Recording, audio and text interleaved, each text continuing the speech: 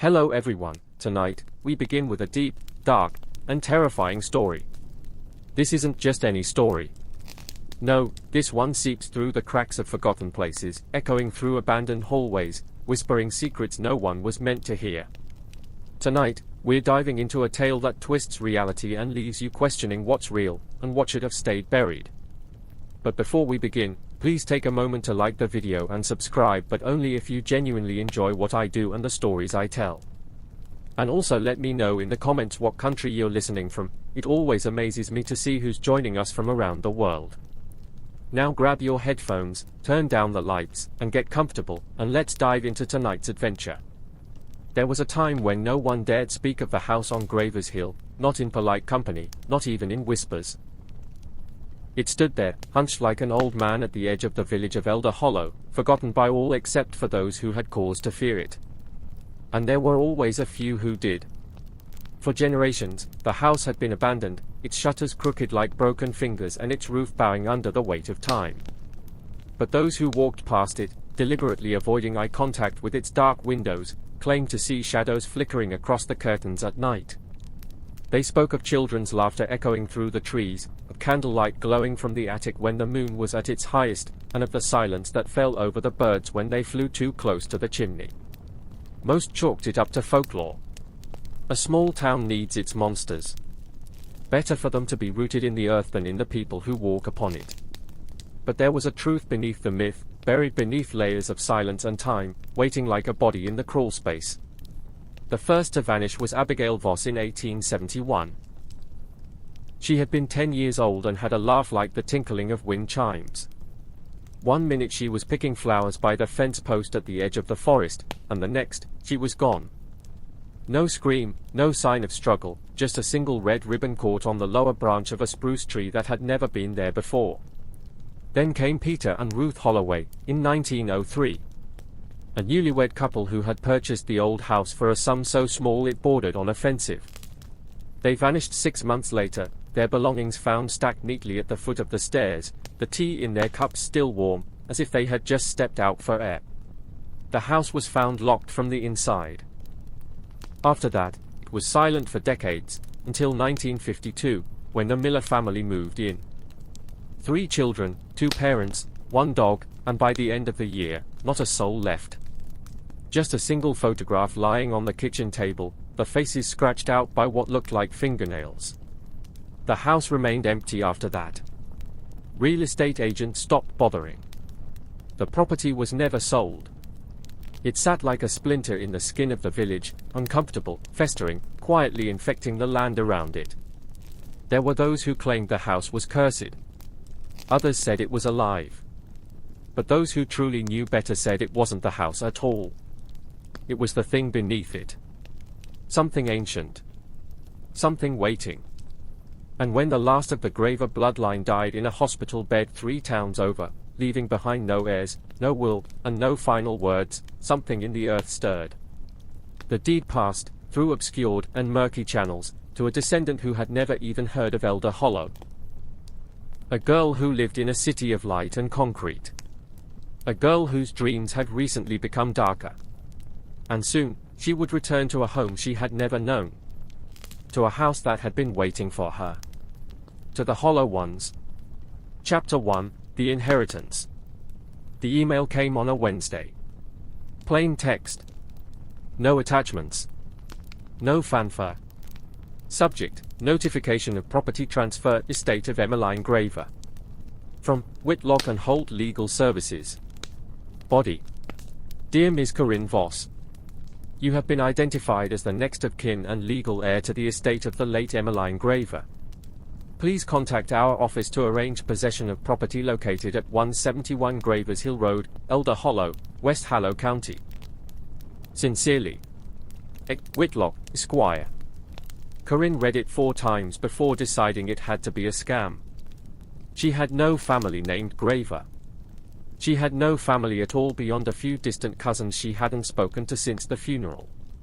Her parents were both gone, her mother in a car accident when she was 12, her father a slow decline into illness and silence that ended during her final year at university. The name Graver meant nothing. An elder hollow sounded fictional, like something out of a Victorian ghost story. She almost laughed when she first read the name. She deleted the message. 3 hours later, it reappeared in her inbox. Same timestamp. Same sender. No record of a resend. No metadata trail. The exact same message, exactly where it had been before. Her stomach clenched, just slightly. She closed her laptop, stood up, and walked to the window. Outside, the street was bathed in grey light. It was late autumn, and the sun had started disappearing before 5. The yellow trees clung to their last few leaves. Wind scraped them across the sidewalk like dry whispers. She told herself she'd imagined it. But the dreams that night didn't let her forget. They were strange. Disjointed. A tall woman in a black veil stood by her bed, her hands clasped and twitching. When Corinne tried to move, she found herself paralyzed, her limbs encased in invisible ice. The woman whispered something in a language she didn't know, but still, the meaning filtered through. Come home. When she woke, the inside of her mouth tasted like soil. The letter arrived 2 days later. Thick cream paper. A wax seal, deep red. The image stamped into the seal made her flinch when she first saw it, a key thrust through the eye of a staring face.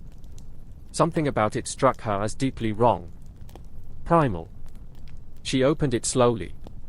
The language was formal. Antiquated. But the meaning was clear. She had inherited a property.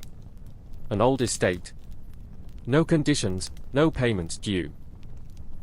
Just instructions on how to retrieve the deed in person, and a strong recommendation to come soon. The name again, Emmeline Graver. The address, 171 Gravers Hill Road, Elder Hollow. Corinne stood in her living room for a long time, holding the letter in her hand. She didn't remember walking to her desk. Didn't remember opening her laptop. But when she looked up, she had already pulled up a search bar and typed the name. Elder Hollow. No results. Not on the maps. Not on local directories. Not in any travel logs, census records, or forums. It was as if the place didn't exist. She should have thrown the letter away. Instead, she began packing. She told no one she was leaving. Called in sick for the week. Left her cat with her neighbor.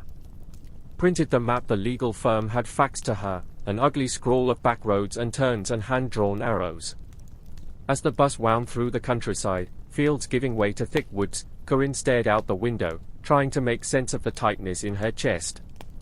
It wasn't fear, exactly. It was more like inevitability.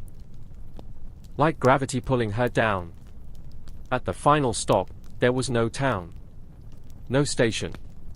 Just an old man in a long black coat, standing beside a gleaming black sedan. He held a sign with her name. Miss Voss, he said, tipping his hat. Mr. Whitlock is expecting you. The ride was silent. The forest around them grew thicker, the road narrower. The car seemed to whisper over the gravel, as though even the wheels feared making too much noise here. Corinne's skin prickled. Her hands stayed clenched in her lap the entire ride. And when the house came into view, she forgot to breathe. It loomed out of the trees like a wound. A massive Victorian structure, all dark wood and black iron. The windows were opaque, and some of them were boarded. Ivy crawled up its sides like veins. Crows perched along the rooftop, silent and watching. She stepped out of the car. A sickly sweet scent wafted on the breeze, like rotting lilac. This is your inheritance, Whitlock said. He didn't look at her when he spoke. As per the final terms of Miss Graver's wishes, it is yours entirely. Though she left instructions. It is advised you do not attempt to sell, renovate, or alter the property. Corinne blinked. Why? Whitlock met her eyes for the first time. His gaze was flat and dark. Because the house doesn't like to be disturbed. He handed her a ring of old brass keys. There is a journal upstairs, he said. In the study. Miss Graver made annotations. I suggest you read them. Before she could respond, he was back in the car. And then he was gone. She stood alone in the driveway, the wind pulling at her coat. The house waited. Inside, it was still. Not abandoned. Not empty. Just waiting. The furniture was covered in white sheets, gently rippling in the breeze from her opening the door. The wood floors were spotless, gleaming under the thin light from the stained glass windows. The chandelier overhead swayed slightly, though she hadn't touched it. She moved from room to room, the keys clinking in her hand. A parlor, filled with shrouded furniture. A dining room with an impossibly long table and a cracked mirror that made her reflection seem wrong, off-center and slightly too slow. The kitchen was spotless. Antique. A porcelain sink. Copper pots. A wood-burning stove that smelled faintly of ash, as if it had been used recently. Everywhere she went, her footsteps echoed, but the echoes didn't always match her steps. Sometimes, they were a beat too late. Sometimes, they didn't stop when she did. Upstairs, she found the study. The key turned with a reluctant groan. Dust swirled in the air like smoke. The room was lined with books, leather-bound, aged, some with symbols carved into their spines instead of titles. A desk sat under a circular window. And on it, a single book.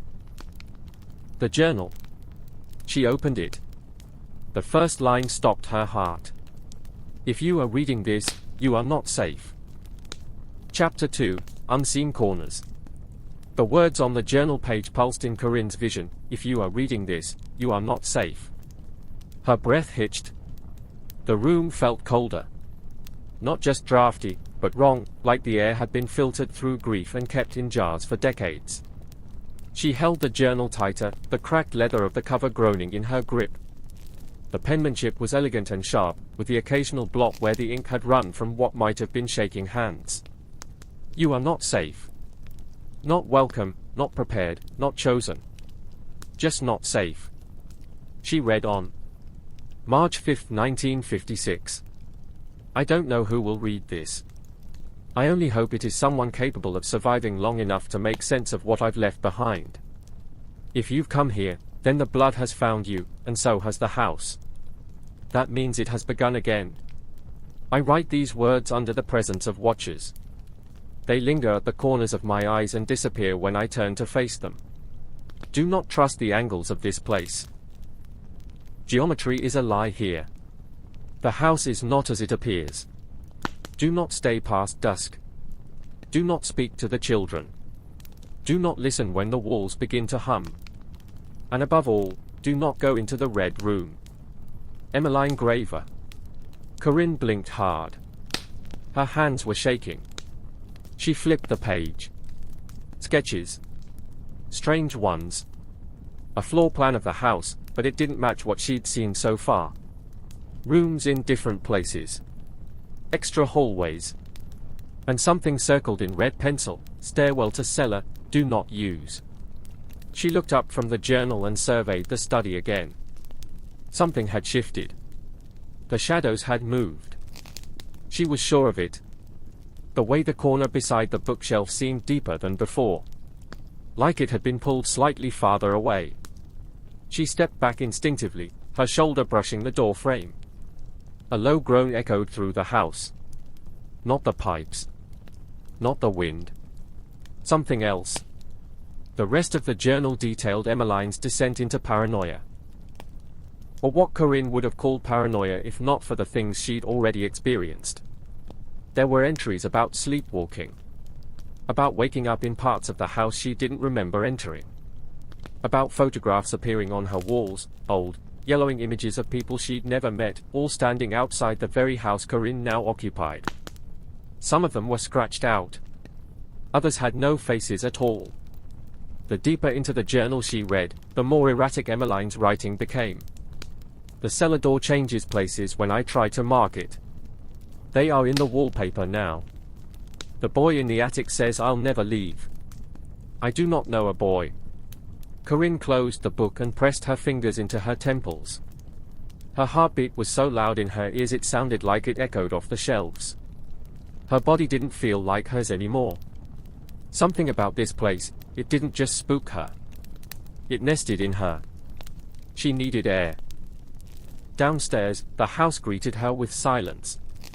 Dust motes floated in the shafts of cold light that spilled through the warped window glass. She made her way to the front door, hand trembling as she reached for the knob. It didn't turn. She pulled harder. Locked. But not with a deadbolt or chain. It was sealed. As though the wood had grown together. Her breath came fast. Shallow. She turned and raced back toward the foyer. She'd passed a side door earlier, just past the dining room. That one was gone. The hallway extended farther than it had before, a stretch of corridor that shouldn't exist, lined with framed photographs she didn't remember seeing. All of them crooked. All of them depicting the same room from different angles, a nursery with peeling wallpaper and a cradle made of iron. As she walked, the photos seemed to change. The cradle moved. The wallpaper curled. In the last frame, a figure stood in the corner. It was small. Child-sized. Dressed in a tattered smock. Face obscured by shadow, but with hands too long and thin for its frame, hanging at its sides like dead branches. She turned away from the wall of photographs and ran. Back in the study, she shoved the journal into her backpack and slammed the door shut behind her. Only when she turned did she realize there was someone sitting in the armchair beside the fire. She screamed. The figure didn't move. Her breath caught in her throat. It was a mannequin. No, something like a mannequin. Human-shaped but wrong. Its proportions slightly distorted, with a head too small and arms too long. It was dressed in old-fashioned clothes, moth-eaten and dust-covered. A paper tag hung from its wrist. She stepped closer, dread mounting with each footfall. The tag read, "Graver lineage, final blood." She backed away slowly. Then the mannequin's head twitched. Chapter 3, Echoes in the Walls. Corinne didn't sleep that night. Not that she didn't try. She did, curled in the upstairs guest room beneath blankets that smelled faintly of dust and lavender, staring at the ceiling with the journal clutched to her chest like a talisman. But the house refused to let her drift. Every time her breathing slowed, some sound jolted her awake again, the creak of floorboards just outside her door, a soft knock that never repeated, the faint sound of a music box playing somewhere deep in the walls. The mannequin haunted her thoughts. Even now, as the cold blue hour before dawn crept across the sky outside the lace-draped windows, she could still picture the way its head had moved. A twitch, slight, but real. Nothing a lifeless thing should be capable of. And that tag. Graver lineage, final blood. The phrase crawled beneath her skin. She sat up and turned the journal over in her lap. The pages felt warmer than they should. She flipped to the back, where a folded sheet of brittle paper had been tucked between the final entries. A letter. To whomever inherits this place. You are not alone in the house. There are rules, many of them. You must learn them. You must obey them. This is not superstition. It is survival. Never sleep in the same room 2 nights in a row. Always leave an offering on the 3rd step from the top. If you hear the lullaby, do not follow it. If the doors shift behind you, do not turn around. Above all, never open the red room. If you fail to follow these, the hollow ones will know. And they will wake. There is a key inside the grandfather clock. Use it only if you're prepared to see what lives beneath. God forgive you if you are. E.g. Corinne read the letter twice, then a 3rd time. The grandfather clock. She remembered it, tall, brass-faced, standing like a sentinel in the hallway outside the study. She hadn't paid it much attention before, but now it loomed in her memory like a monument. Slowly, she rose, pulling a coat over her flannel pajamas, and padded barefoot into the hallway. The floorboards were cold, groaning slightly beneath her weight. The house smelled different now, like damp stone and rotting wood, despite how pristine it had seemed when she first arrived. Shadows coiled at the edges of the sconces, dancing as if alive. The clock stood still, its hands frozen at 3:33. She reached toward the face, fingers brushing the ornate carvings along its edge, and pressed the small emblem in the shape of an eye at the top. With a faint click, a compartment in the base creaked open. Inside was a small brass key, nestled in black velvet. She stared at it. Every part of her screamed "don't!" But her fingers closed around it anyway. The red room was not on any of the blueprints Emmeline had drawn in the journal. But one of the sketches, a floor plan of the second level, had a small red X marked near the north wing, just past the unused nursery. The hallway that led there had been locked before. She remembered trying it, curious, only to find the knob rusted and sealed. Now, the knob turned easily. The door creaked open, revealing a corridor darker than the rest of the house. Dust lay thicker here, disturbed only by the suggestion of footprints, small, bare ones, leading both to and away from a final door at the end. A door painted a deep, sickly crimson. Corinne stepped inside. The air changed. Heavy. Pressurized. The hallway groaned behind her. Each step forward felt harder than the last, as if the house itself resisted her progress. The walls pulsed faintly with a heartbeat rhythm.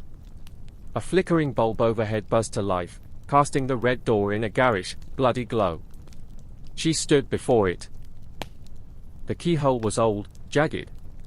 She raised the brass key and hesitated. Something shifted behind the door, an exhale, long and wet, like a dying breath held for decades. She turned the key. The door opened inward. The red room was round. That was the first thing she noticed. None of the house's architecture made sense, but a circular room. It shouldn't exist. Not here. The second thing was the mirror. It stretched from floor to ceiling, an unbroken sheet of glass so polished she could see every line on her face. But her reflection wasn't right. She moved her hand. The reflection didn't follow. It stared back. Then it smiled. Corinne stumbled backward, heart thudding, and the door slammed shut behind her. The mirror self stepped closer. It was her, but not.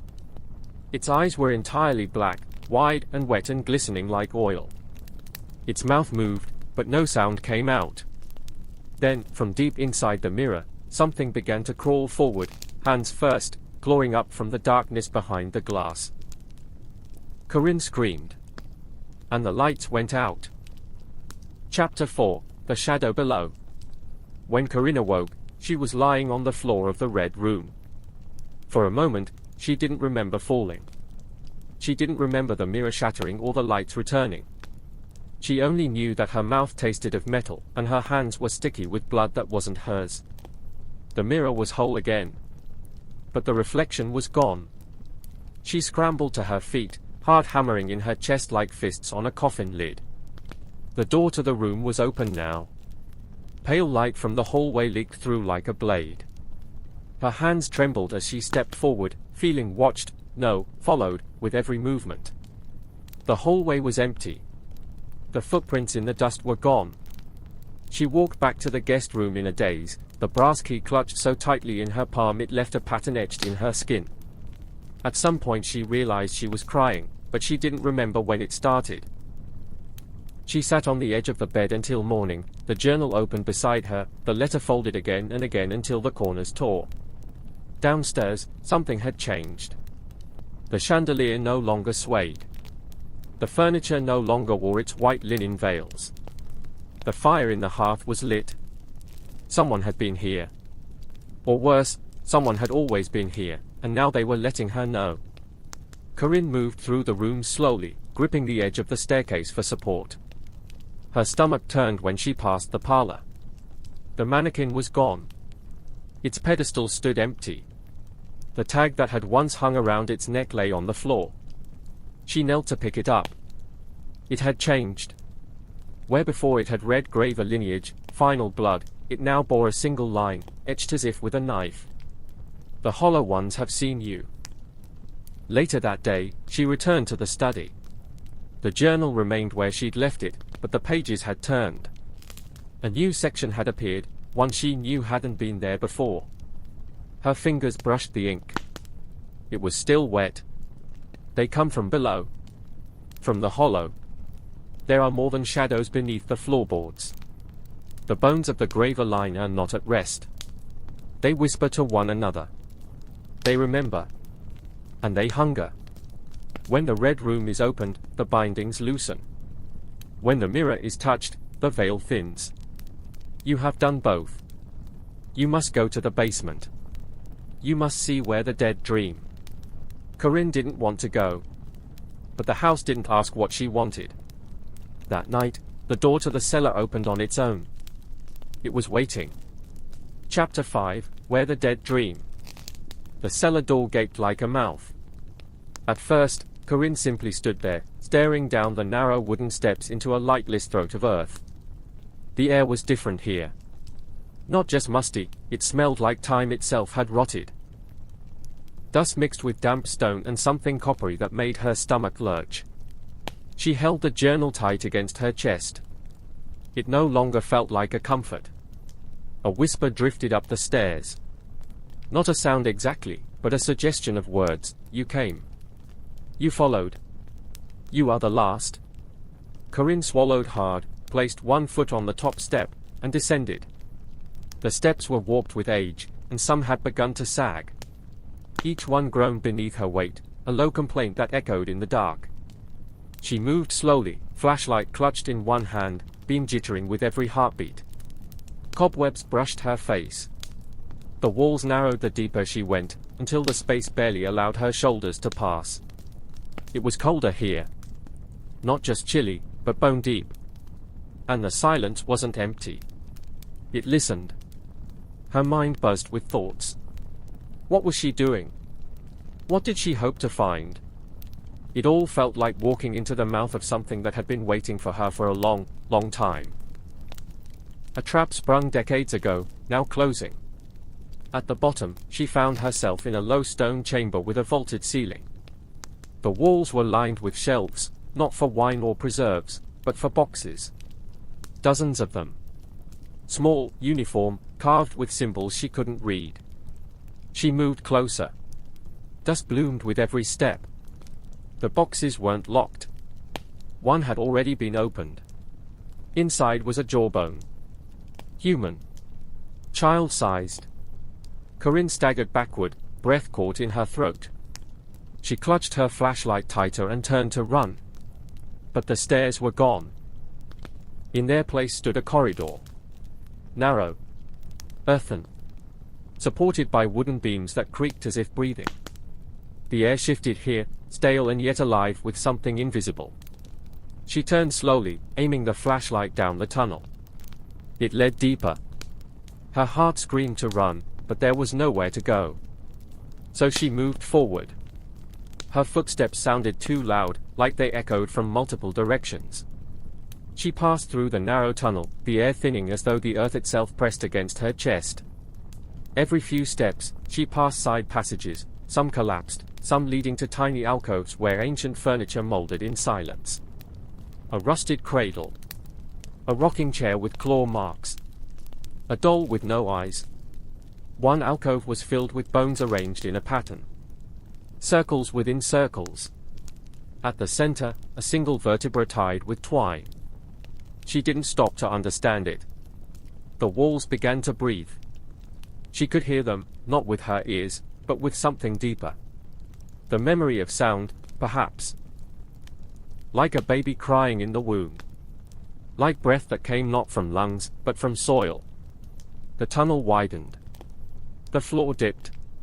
She stepped into a space larger than it should have been possible beneath the house. A cathedral of stone. Massive pillars of petrified wood stretched into shadows beyond her light. Stained glass windows, no, not windows, illusions of windows, were etched into the stone walls, each one showing scenes of horror, a woman giving birth to a still creature with too many limbs, a man being buried alive by his own children, a tree strung with bodies hanging by their hair. In the far corner, a sculpture. A statue of a woman without a face. Her hands were cupped as if begging, and from her palms spilled what looked like real blood, or something that never dried. At the center of the cathedral was a circle of graves. 13 of them. And in the middle, a hole. A well, dry and black. She stepped forward. The journal fluttered in her hand. A new page had appeared. The dreamers lie below. If they wake, the house will burn the world. Pour in blood, and the past will speak. Corinne didn't want to know what that meant. But a sound rose from the well. A child crying. Her hand trembled. She crouched beside the well, shining her light into its mouth. The beam touched nothing but darkness. It felt wrong to look for too long, as if something would look back. The crying grew louder.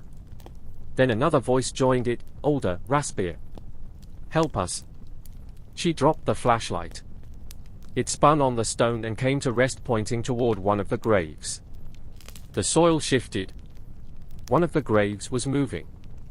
She didn't breathe. She didn't think. The mound of dirt at the center heaved like a lung, then split. A hand, pale and skeletal, reached upward, clawing blindly at the air. Corinne turned to run. She didn't care where.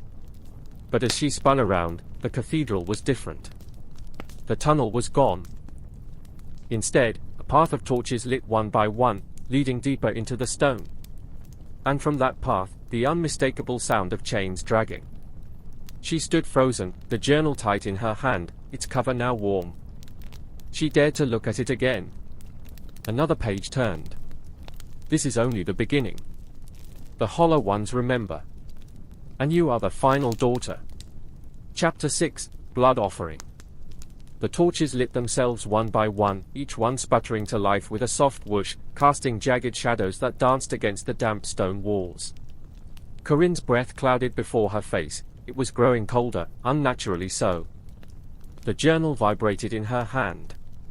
A low thrum echoed through the stone. A heartbeat. Not hers. She stared down the corridor of flame-lit silence.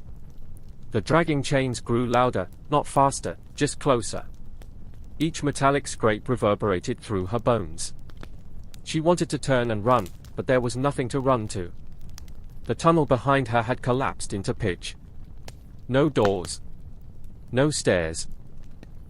Only forward. Corinne. She froze. It came not from the journal, not from the well. This voice came from inside her own mind. Familiar, though warped by time. Her mother's voice. She hadn't heard it in years. Not since the accident. Not since the blood and the sirens. "Come see what I kept from you." Corinne stepped forward. The path curved, sloping downward, as if spiraling into the earth's own stomach. The walls here bore carvings. Dozens of them, centuries old, worn by water and time. Some showed women with hollow eyes, their mouths open in silent screams. Others depicted children with their faces erased. There were runes, too. Some still glowing faintly, pulsing like veins. Her thoughts clattered against one another, chaotic and loud inside her skull. What was this place? What had her mother hidden? What in God's name had she walked into? She wasn't religious, but in moments like this, she found herself wishing for a benevolent force to intervene. To reach down and pluck her from this nightmare. The journal's next page turned on its own. The house remembers what men forget. The blood must flow to unlock the gate. Yours is the final key. She stared at the text. The letters bled slightly, as if inked in something living. The final key. The tunnel ended in a door. Towering, oppressive, 10 feet high and sealed with rusted iron bands that groaned faintly with age. It was damp to the touch, slick with condensation, or was it sweat? Breathing came from the other side. Not a single breath, but dozens. Rhythmic. Heavy. Sleeping. Corinne's skin prickled. Her instincts screamed at her to flee, but reason told her there was no way out but through. She stepped up to the door, heart hammering. At its center, a recess the size of a human hand.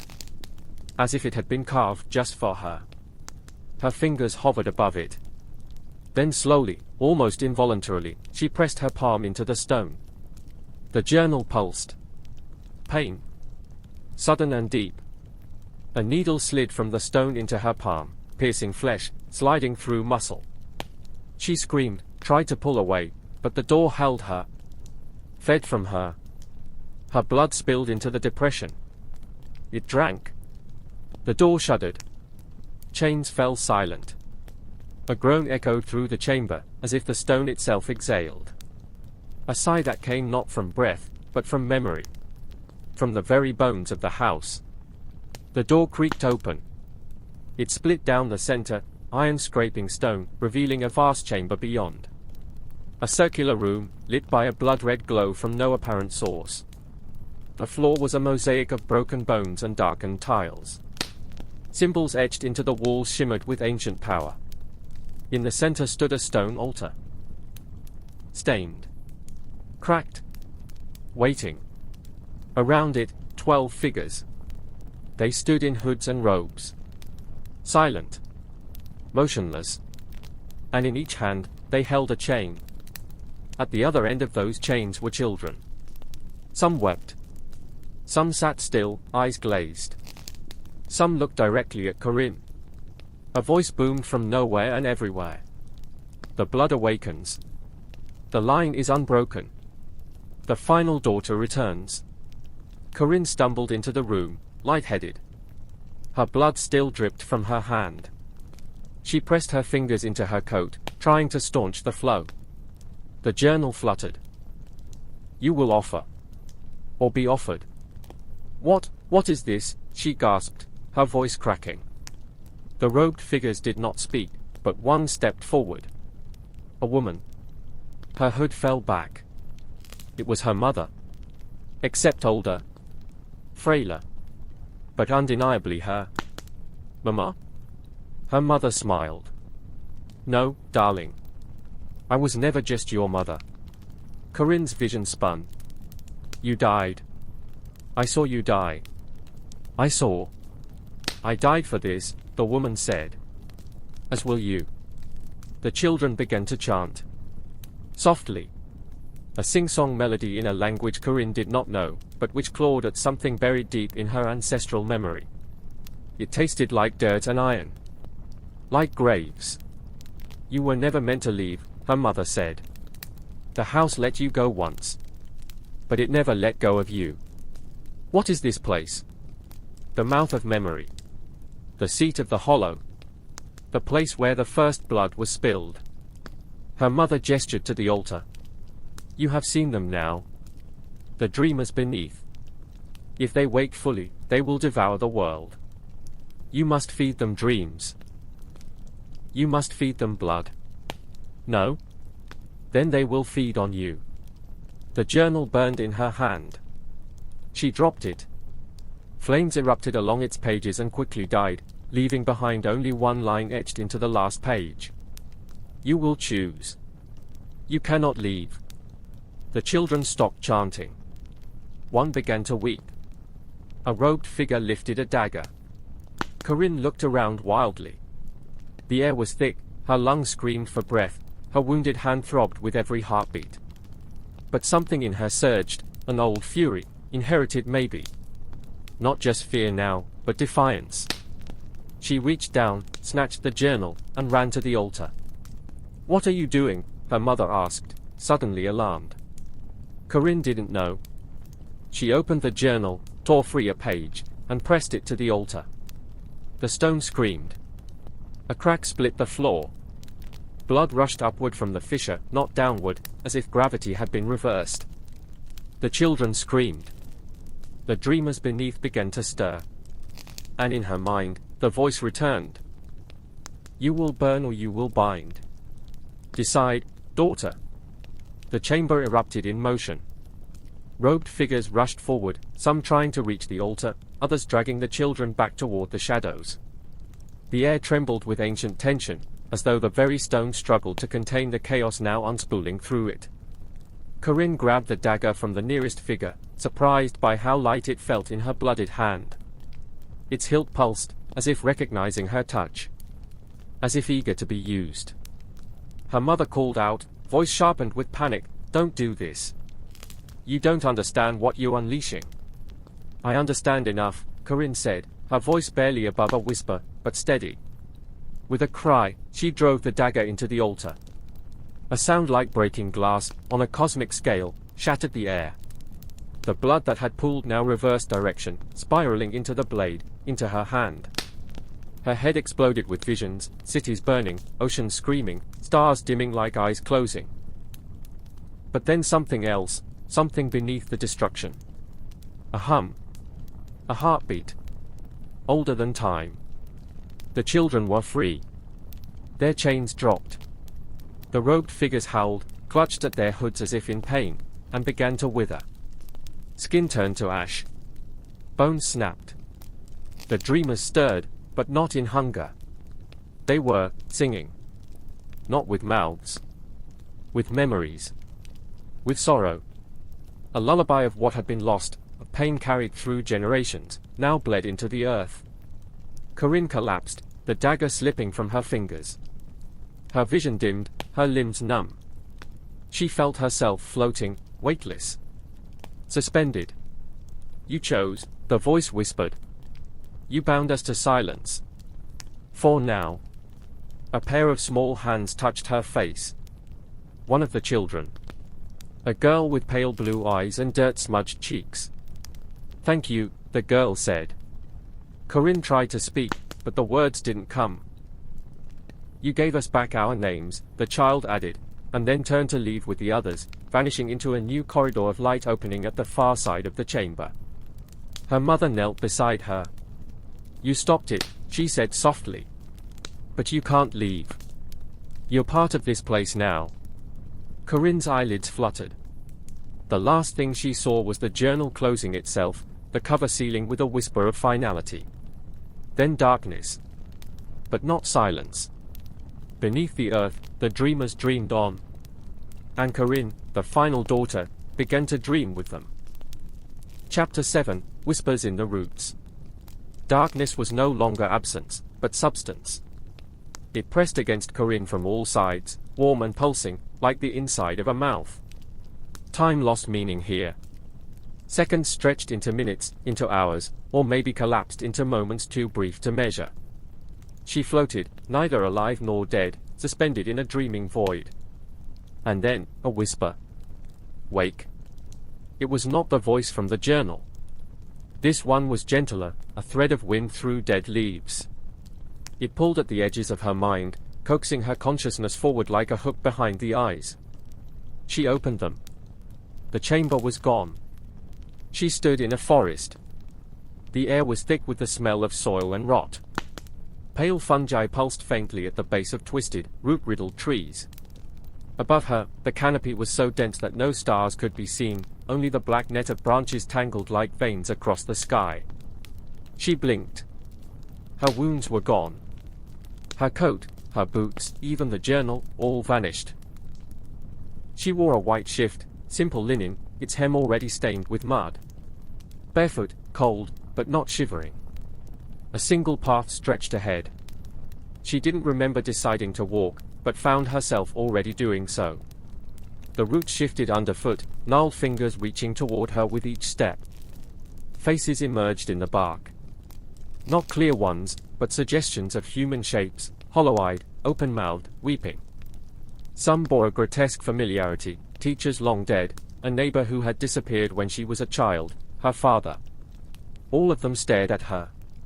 The whisper returned. The hollow does not forget. She stopped. Who are you? We are memory.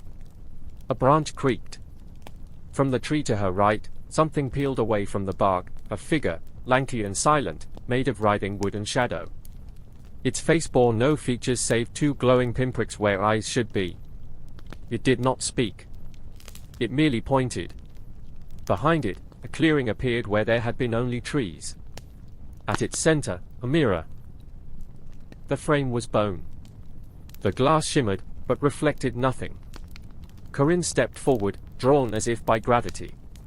When she looked into it, she did not see herself. She saw the house. From above.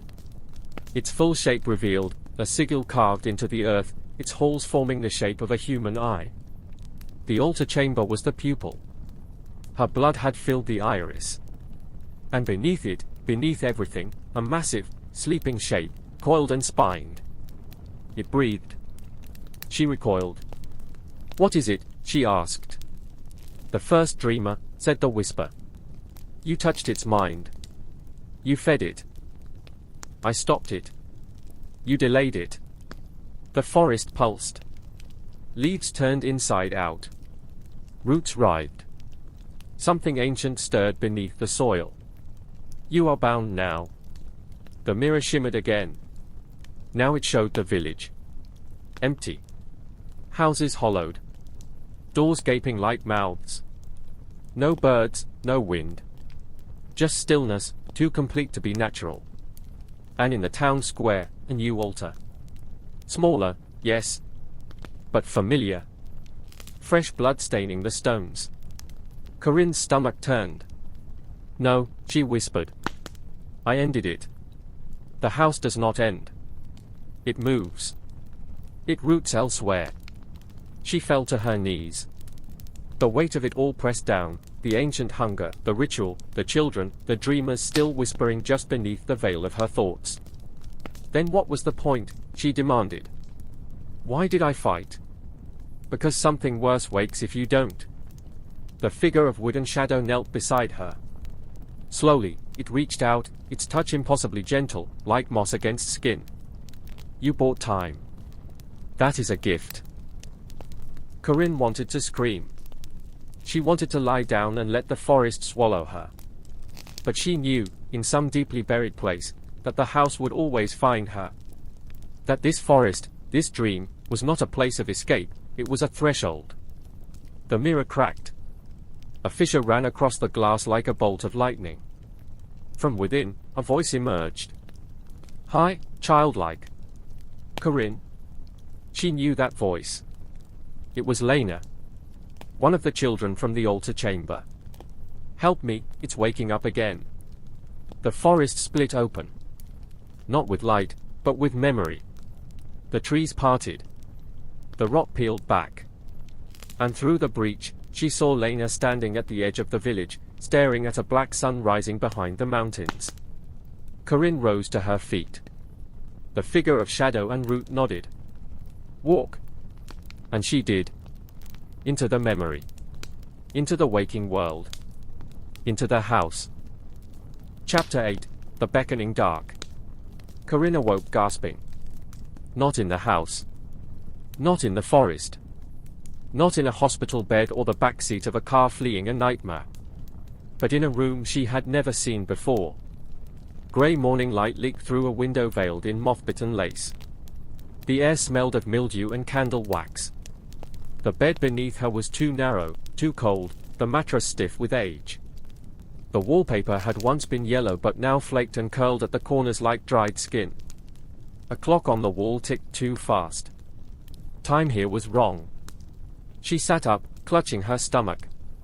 Her linen shift was gone, replaced by old clothes, jeans that weren't hers, a wool sweater stretched at the collar. Her shoes were beside the bed. Scuffed.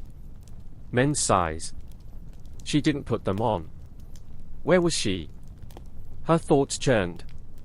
The house, had she truly escaped it? The vision of the forest still pulsed behind her eyes, the memory of Lena's voice clinging like smoke. She turned toward the window and pushed aside the brittle lace. Fog. Thick and unmoving. The kind that eats sound. There was no visible sky, just a white ceiling of damp air pressing down on sloped roofs barely visible through the gloom. A small door across the room creaked open. No one stepped through it. Just the wind. Or what pretended to be the wind. She stood slowly. Her legs ached as if she'd walked miles. The floorboards beneath her creaked with every step. Dust motes swirled in lazy spirals, but the air was still. When she crossed the room and stepped into the hallway beyond the door, a new scent met her, burned wood, rust, and faintly, lavender. It was an old hallway. Long, narrow. Doors on either side, all shut. Every picture frame along the wall had been turned inward, hiding the images. One frame had fallen, glass shattered across the baseboard. She stepped around it carefully. She descended a staircase that groaned with every movement. The banister was worn smooth by years of hands. She ran her fingers over it and felt warmth. This house, felt abandoned, but not empty. Furniture covered in white sheets. Mirrors turned to face the wall. Paintings without faces. In the foyer, she saw herself. Or thought she did. A mirror had been spared. Cracked at the corners, tarnished, but still standing. And in its reflection, her, yes, but older. Eyes shadowed. Hands stained red. And behind her, shapes. Too many to count. All reaching. She turned. Nothing there. The mirror lied. Is this still a dream? She whispered, her voice muffled by the walls. From the parlor came the sound of shuffling paper. She approached slowly. Pushed the door open. Inside, a fireplace burned though there was no wood, no heat. The flames flickered in unnatural silence. On the mantel, a framed photo turned face down, and beside it, a book. The journal. It was open. The seed is planted. The house has moved. You must remember what others choose to forget. She touched the pages. Visions flooded her. A town called Bellwether, nestled in the crook of old hills. Fog-laced mornings. Hollow-eyed townsfolk. An old well in the center of town covered by a rusted grate. A girl with no tongue. A church that never locked its doors. And always, beneath it all, the pulse of something buried. Corinne's breath caught in her throat. Bellwether. That name scratched at the back of her skull like fingernails against wood. It wasn't just a name. It was a place she had once passed through, years ago. A dead-end town along a forgotten road. She remembered stopping for gas, a cup of coffee that tasted like burnt leaves, and the silence. No birds. No wind. Just stillness. She said it aloud. Bellwether. The fire flared, snapping upward as if pulled by an unseen hand. She stumbled back. From outside, a knock. 3 raps. Slow. Heavy. She turned toward the front door, heart pounding. A child's voice came through the wood. Miss Corinne? She knew that voice. Lena. I can't find my shadow, Lena said. It's not mine anymore. Her hand moved to the doorknob on instinct. She hesitated, then opened it. No one there. Only fog. And a path. Down a hill. Toward a town she did not yet remember, but which remembered her. Corinne stepped out barefoot. The boards of the porch were wet with dew, cold against her soles. The house stood atop a gentle rise. She turned to look back at it, peeling paint, sagging roof, windows like blind eyes. Already, it felt unreal. The fog parted only enough to reveal the path. It wasn't gravel or road, just flattened grass, as though something heavy had walked this way often. The trees flanking the trail were skeletal, more like bone than bark. And they leaned toward her. She walked. The further she went, the more distant the house felt. She kept glancing back to see if it still stood. Sometimes it did. Sometimes it didn't. Time slipped again. Was she walking for minutes? Hours? She couldn't tell. Then, suddenly, the fog thinned. She crested a low hill. There it was. Bellwether. A smear of buildings nestled in the folds of a narrow valley. No cars. No lights. Just sloped roofs, narrow alleys, and silence. A single bell tower rose from the center of town like a needle from flesh. Corinne paused, heart pounding. She knew this place. Not just from visions. From life. A rusty sign leaned half-buried in the grass beside the path. Welcome to Bellwether Estate 1841 Pop. The numbers were scratched out. Not faded. Scratched. The path led down into the town. And from the fog behind her came a whisper. Go on, dreamer. You're already part of the soil. She descended. As she entered the first row of houses, she noticed the details. Curtains drawn. Chimneys dark. But signs of recent life, a rake left beside a stoop. A bicycle with one wheel spinning slowly. A coat draped over a picket fence, wet with dew. But no people. She passed a cafe with dusty windows, a barbershop with a cracked mirror inside. A post office with letters piled under the door. And always, she felt it. Beneath her feet. A hum. A pulse. Not sound, but sensation. Like the house. But deeper. Bellwether wasn't haunted. It was alive. And she had just stepped into its mouth. Chapter 9, Hollow Streets. The silence in Bellwether was not passive. It was hungry. Corinne walked beneath crooked street lamps, their glass bulbs dark, their iron spines rusted and leaning. Each house she passed stared down at her with shuttered eyes, yet she couldn't shake the feeling that something within them watched. The air was thick, still fog-damp, but warmer now, as though her arrival had stirred something below. She kept walking. As the narrow street curved, she passed a boarded-up storefront. Letters once painted in cursive across the window had peeled into ghost-like swirls. Eliza's Antiques, the sign barely read. Inside, shadows moved just a second too late after she passed. "Don't look too long," she whispered to herself. The town was laid out like a spider's web. The streets curled in concentric loops, leading inevitably toward the bell tower at the center. The more she tried to avoid it, the more each path led her back to it. She stopped by a dry fountain at a four-way intersection. The figures etched into its stone basin had no eyes.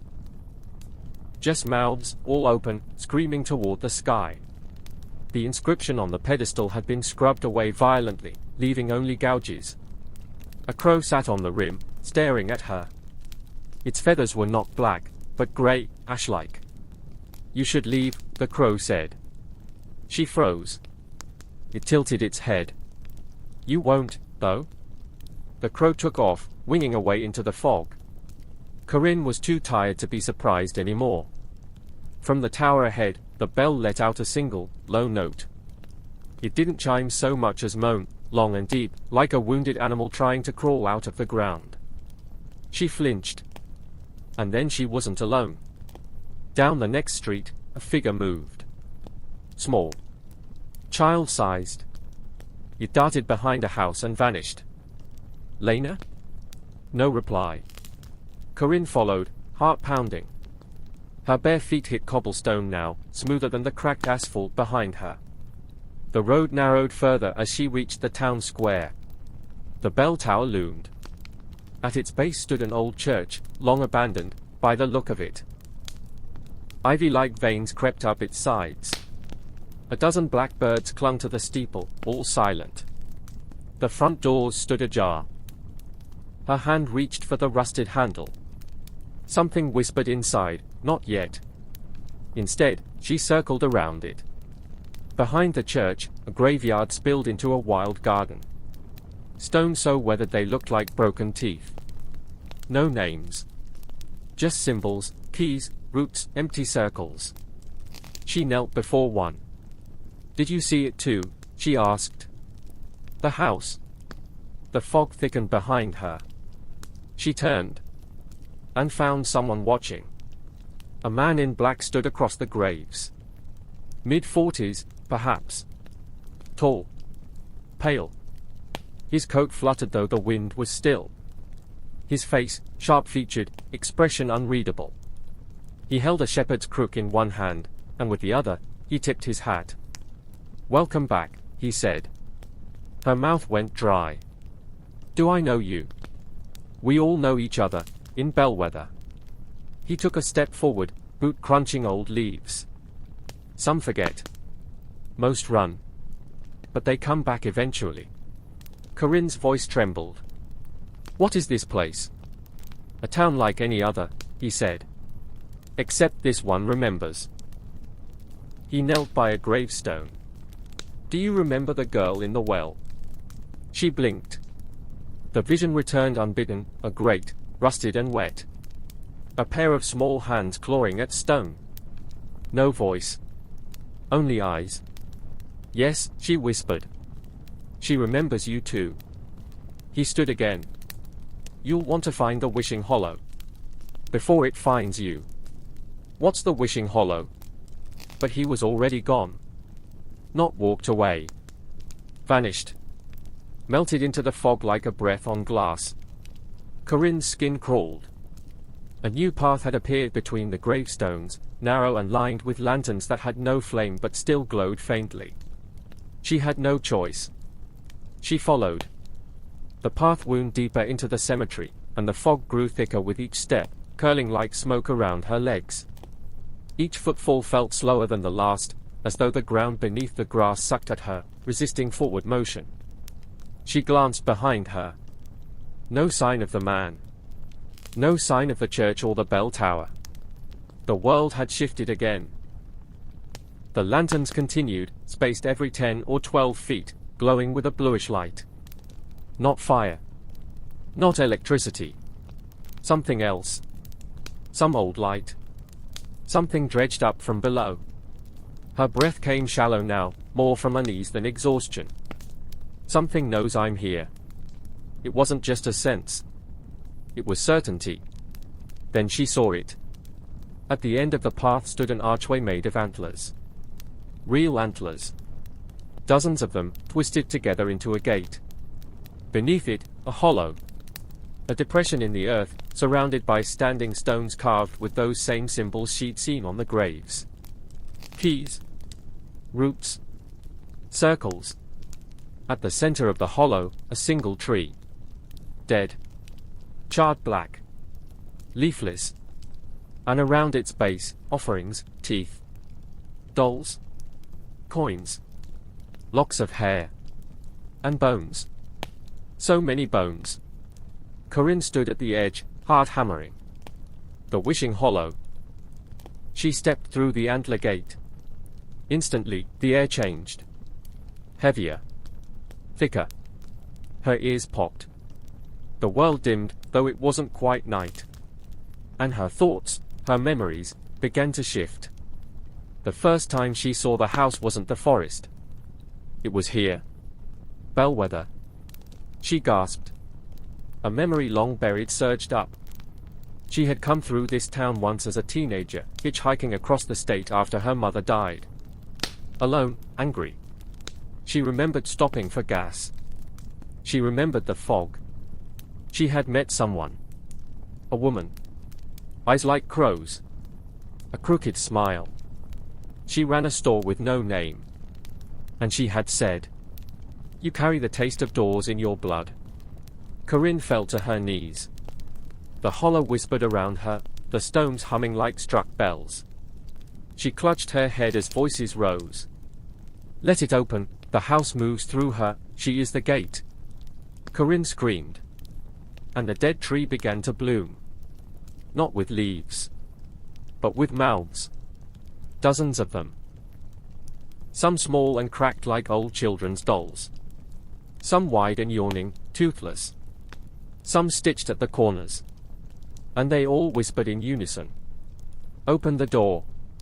She crawled back, but her limbs felt disconnected, sluggish. The grass beneath her turned to hair. The soil pulsed like skin. She cried out, "Lena! Lena, where are you?" A child's laugh echoed through the hollow. But it wasn't Lena's. Not anymore. Then, just when her mind threatened to crack entirely, the lanterns around the hollow flared bright. A figure stepped between her and the tree. It was the man from the graveyard. His voice cut the air like a blade. "This is not your time." He raised the crook and struck it against the ground. The hollow convulsed. The mouth screamed. And then, blackness. Corinne woke up in a bed. Again. But this time, it wasn't the abandoned house. The walls were wooden. The light golden. A kettle hissed softly nearby. Blankets lay thick over her, hand-stitched and worn. She sat up, gasping. "You made it back," said a voice from the doorway. An old woman entered. Hair grey and wild. Eyes sharp and sad. I'm Agnes, she said. Keeper of the line. Where am I? Agnes sat beside her. A safe place. For now. But the hollow touched you. That means the house will come again. Faster this time. Corinne's mouth trembled. Why me? Agnes didn't answer. Instead, she leaned close. You were born inside the house, child. You just forgot. Chapter 10, Houseborn. Corinne stared at the woman, her mind a churning storm of denial, disbelief, and creeping realization. The crackle of the hearth fire was too loud. The bed too soft. The room too warm for the cold knowledge settling into her bones. What did you just say? Agnes didn't flinch. Her face was lined like old bark, eyes deep as wells.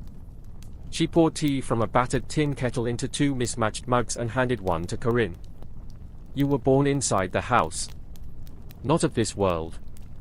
Not entirely. Corinne took the mug with trembling fingers, her breath shallow. That doesn't make any sense. I had parents. A life. Agnes stirred her own tea, but did not drink. Did you? Or were those pieces placed there, scraps from other lives sewn into yours? Memories are easy for the house to shape. It feeds on them. Feeds you with them.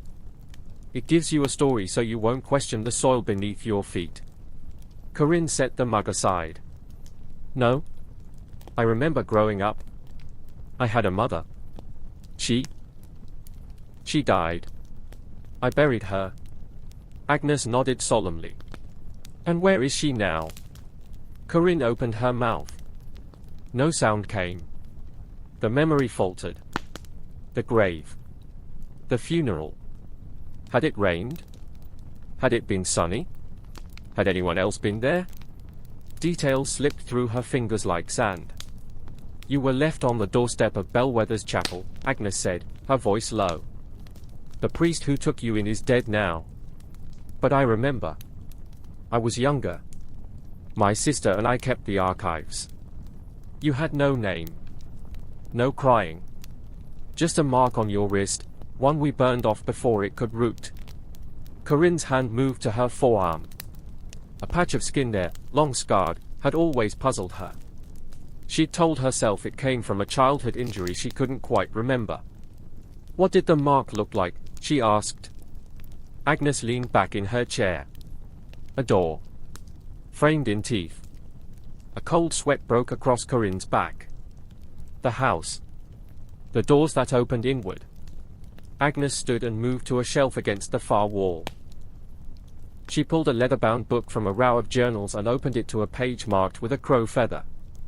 This is the oldest record we have of the house's children, she said. It comes in cycles. Every 3rd generation or so, one of its own slips out. Some die young. Others return. Always drawn back. You're the first to survive this long. Corinne flipped through the pages. Hand-drawn symbols. Names with no surnames. Notes scribbled in cramped ink. Eyes reversed. Voice stolen. Survived 7 winters. Walks without shadow. Buried but woke. Sent back. Returned to soil. Rooted. Consumed. I don't understand, Corinne said. Why would the house let someone go? Agnes took her hand. Her grip was surprisingly strong. It doesn't let go.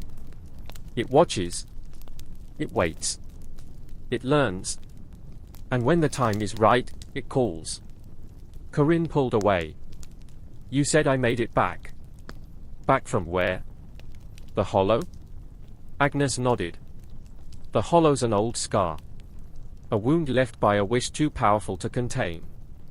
It's where the house touches the world most clearly. It's where the soil remembers your name. That's why it brought you there. But that tree, it spoke. It had mouths. It knew things about me I never said out loud. Agnes's expression darkened. The mouths aren't the trees. They are borrowed. From the dead. From the dreaming. From those who never left the house. It listens. And sometimes it answers. That's how the hollow grants wishes. It bargains with memory. Corinne's heart pounded. Then what did it take from me? Agnes didn't answer right away. Instead, she turned back to the fire. You'll know soon. When something you love disappears, and you can't remember what it was. Corinne hugged herself, trying to breathe. I can't go back, she whispered. You will, Agnes said. Because the house is moving again. It's awake. And you're the anchor. You were born with its hunger in your blood. Outside, the fog pressed close against the windows. Shapes moved in it, tall, thin, almost human. The bells in the tower rang again. Not a chime. A warning. Agnes's voice was a rasp. You've got one night. Maybe two. Then the house will come to claim its daughter. Chapter 11, The Uninvited. The sound of the bells hadn't stopped. It echoed through the hollows of Bellwether like a heartbeat struggling to maintain rhythm. Corinne stood by the window in Agnes's cottage, fingers curled into fists, watching the fog swirl just beyond the porch. Shapes lingered in it, not moving, not still either. As if the mist itself had grown bones. Agnes tightened the straps on a worn leather satchel. We don't have long. When the house calls, the doors open whether you knock or not. Corinne turned from the window. Where are we going? Back to the place where your memory ends. And where mine begins. Corinne frowned. The chapel. Agnes shook her head. Older than that. Older than Bellwether. The orchard. Corinne's brow furrowed. What orchard? Agnes opened the door. The wind howled like a voice that had learned to scream underwater. You'll remember, she said. The forest behind the cottage was thick with twisted pine and birch trees that arched overhead like praying skeletons. Their bark bore carvings, sigils, names, time-worn faces. Some trees wept sap that smelled faintly of rotten roses. Agnes led without speaking. Her cane tapped soft rhythms against the roots as they walked. Despite her age, she never slowed. The woods bent around her, familiar. Corinne stumbled, caught herself. Her breath clouded in the cold. The path beneath her boots was damp with moss and dark water. Every few steps she thought she heard a whisper just behind her ear, but when she turned, nothing. The light grew stranger the deeper they went. It was no longer morning. Nor evening. Nor any time Corinne could name. Just shadow and flicker. The trees parted suddenly, revealing a clearing sunken into the earth. A natural bowl, perhaps 50 feet across. In the center, a single apple tree. Dead. Burned black from root to limb. And at its base, a ring of stones. The orchard, Agnes said. Corinne's throat tightened. I've seen this before. In dreams? Agnes asked. No, Corinne whispered. I think this is where I died. They descended the slope carefully. The soil was loose, almost like ash. It clung to Corinne's boots, wet and warm. She crouched near one of the stones, brushing away moss. The same symbols as before, keys. Circles. Teeth. One symbol repeated over and over. A door. Framed in jaws. What happened here? She asked. Agnes sat on a root and sighed. A long time ago, a child from Bellwether vanished. The town searched for days. Dogs, lanterns, prayer. No luck. Then they heard a crying, coming from the roots of this tree. When they dug, they found the child. But her eyes were backward. Her voice was gone. And she smiled like she knew something they didn't. Corinne stared at the base of the tree, bile rising in her throat. Was it me? No, Agnes said. But it could have been. She took a long breath.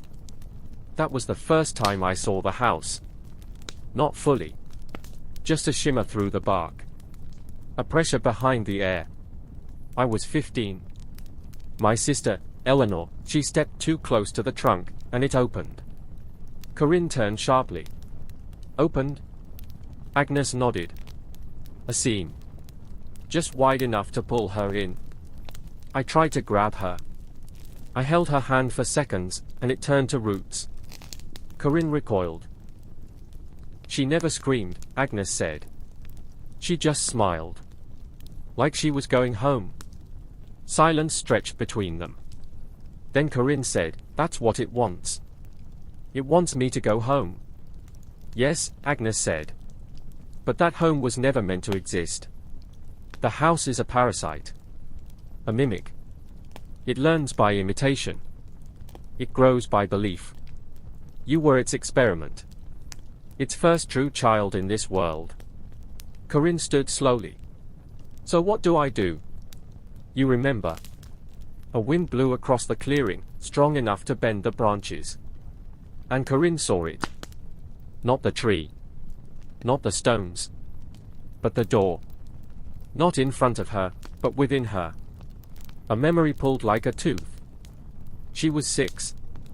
Crying in a cornfield. Lost? The sky red. A figure came, a woman in a dress made of curtains, her face stitched closed. She knelt and said, "When the door opens, say thank you." Corinne gasped. Agnes watched her carefully. "What did you see?" "I don't know," Corinne said, but her voice betrayed her. Something shifted in the soil near the base of the tree. A hand. Pale. Small. Fingers emerged. Reaching. Corinne stepped back. Another hand. Another. Then a head. Child-sized. Eyes covered in black gauze. It climbed up and out of the ground without making a sound. "Lena," Corinne whispered. But it wasn't Lena. It was wearing her face. The mouth smiled, cracked at the edges. "You left me," it said in Lena's voice. Corinne stumbled away. Agnes pulled something from her bag, a vial of black oil, and splashed it in a wide circle between them and the creature. She lit a match. The ring burst into flame. The Lena thing hissed, stopped. "She's not here," Agnes said firmly. "Not yet. Not all the way." Corinne's hands shook. "What was that?" "A splinter," Agnes said. "The house sends pieces of itself ahead. Wears the faces of the lost. If you speak to it too long, it will wear yours." The flames burned blue now. The Lena thing sat down, legs crossed, smiling wide. "Come home, Corinne. We're waiting." Agnes didn't look away. "We need to leave. The orchard's waking." Corinne turned, and the trees behind them had moved. The path they'd come from was gone. In its place, a narrow trail, lit by hanging jars filled with flickering white flames. No time to think. They ran. The trail twisted, knotted, pulled them through places that felt too large for the woods they'd entered. Hallways of bark. Rooms of fog. Stairs made of bone.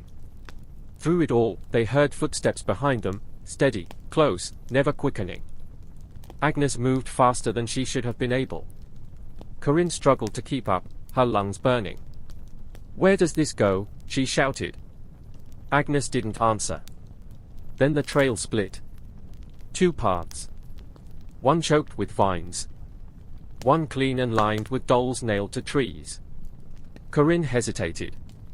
Agnes grabbed her wrist. Left. Always left. They took the vine-covered path, pushing through thorns that bled dark sap. The air thickened. And then... silence. The trees broke. They were standing at the edge of a road. Bellwether again. But wrong. The buildings were intact, but covered in ivy. The sky above was orange. The bell tower loomed in the distance, but it leaned backward at an impossible angle. Agnes dropped to one knee, coughing violently. Blood spattered her hand. Corinne knelt beside her. "Are you okay?" "No one comes back from the orchard unchanged," she wheezed. "Even the soil there listens." Corinne looked around. Is this the real Bellwether?" Agnes shook her head. It's the reflection. The house's idea of the town. A memory carved into wood and bone. Corinne stood. Then we're inside already. Agnes nodded, barely able to speak. And behind them, the door to the house opened. Not a door in a wall. A door in the air. Hung by chains. Framed in teeth. Lit from within by a pulsing red light. And from inside it came music. A music made of sobbing and footsteps and ticking clocks. Corinne stepped toward it. The door whispered her name. Chapter 11, The Uninvited. The sound of the bells hadn't stopped. It echoed through the hollows of Bellwether like a heartbeat struggling to maintain rhythm. Corinne stood by the window in Agnes's cottage, fingers curled into fists, watching the fog swirl just beyond the porch. Shapes lingered in it, not moving, not still either. As if the mist itself had grown bones. Agnes tightened the straps on a worn leather satchel. We don't have long. When the house calls, the doors open whether you knock or not. Corinne turned from the window. Where are we going? Back to the place where your memory ends. And where mine begins. Corinne frowned. The chapel. Agnes shook her head. Older than that. Older than Bellwether. The orchard. Corinne's brow furrowed. What orchard? Agnes opened the door. The wind howled like a voice that had learned to scream underwater. You'll remember, she said. The forest behind the cottage was thick with twisted pine and birch trees that arched overhead like praying skeletons. Their bark bore carvings, sigils, names, time-worn faces. Some trees wept sap that smelled faintly of rotten roses. Agnes led without speaking. Her cane tapped soft rhythms against the roots as they walked. Despite her age, she never slowed. The woods bent around her, familiar. Corinne stumbled, caught herself. Her breath clouded in the cold. The path beneath her boots was damp with moss and dark water. Every few steps she thought she heard a whisper just behind her ear, but when she turned, nothing. The light grew stranger the deeper they went. It was no longer morning. Nor evening. Nor any time Corinne could name. Just shadow and flicker. The trees parted suddenly, revealing a clearing sunken into the earth. A natural bowl, perhaps 50 feet across. In the center, a single apple tree. Dead. Burned black from root to limb. And at its base, a ring of stones. The orchard, Agnes said. Corinne's throat tightened. I've seen this before. In dreams? Agnes asked. No, Corinne whispered. I think this is where I died. They descended the slope carefully. The soil was loose, almost like ash. It clung to Corinne's boots, wet and warm. She crouched near one of the stones, brushing away moss. The same symbols as before, keys. Circles. Teeth. One symbol repeated over and over. A door. Framed in jaws. What happened here? She asked.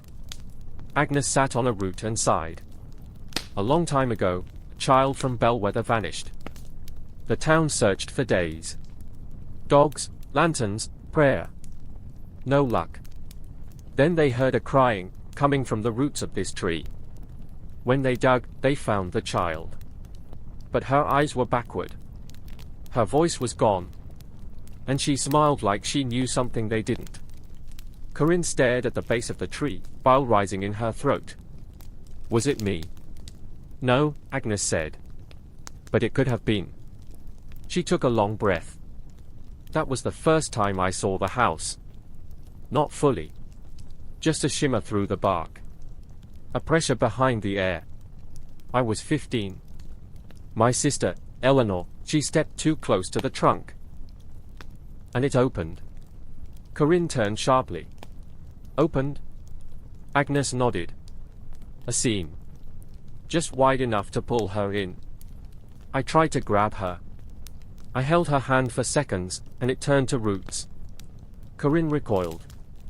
She never screamed, Agnes said. She just smiled. Like she was going home. Silence stretched between them. Then Corinne said, "That's what it wants. It wants me to go home." "Yes," Agnes said. "But that home was never meant to exist. The house is a parasite. A mimic. It learns by imitation. It grows by belief. You were its experiment. Its first true child in this world." Corinne stood slowly. "So what do I do?" "You remember." A wind blew across the clearing, strong enough to bend the branches. And Corinne saw it. Not the tree. Not the stones. But the door. Not in front of her, but within her. A memory pulled like a tooth. She was 6. Crying in a cornfield. Lost? The sky red. A figure came, a woman in a dress made of curtains, her face stitched closed. She knelt and said, "When the door opens, say thank you." Corinne gasped. Agnes watched her carefully. "What did you see?" "I don't know," Corinne said, but her voice betrayed her. Something shifted in the soil near the base of the tree. A hand. Pale. Small. Fingers emerged. Reaching. Corinne stepped back. Another hand. Another. Then a head. Child-sized. Eyes covered in black gauze. It climbed up and out of the ground without making a sound. "Lena," Corinne whispered. But it wasn't Lena. It was wearing her face. The mouth smiled, cracked at the edges. "You left me," it said in Lena's voice. Corinne stumbled away. Agnes pulled something from her bag, a vial of black oil, and splashed it in a wide circle between them and the creature. She lit a match. The ring burst into flame. The Lena thing hissed, stopped. "She's not here," Agnes said firmly. "Not yet. Not all the way."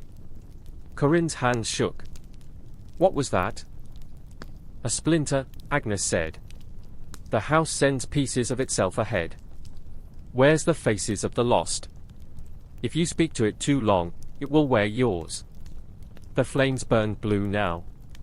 The Lena thing sat down, legs crossed, smiling wide.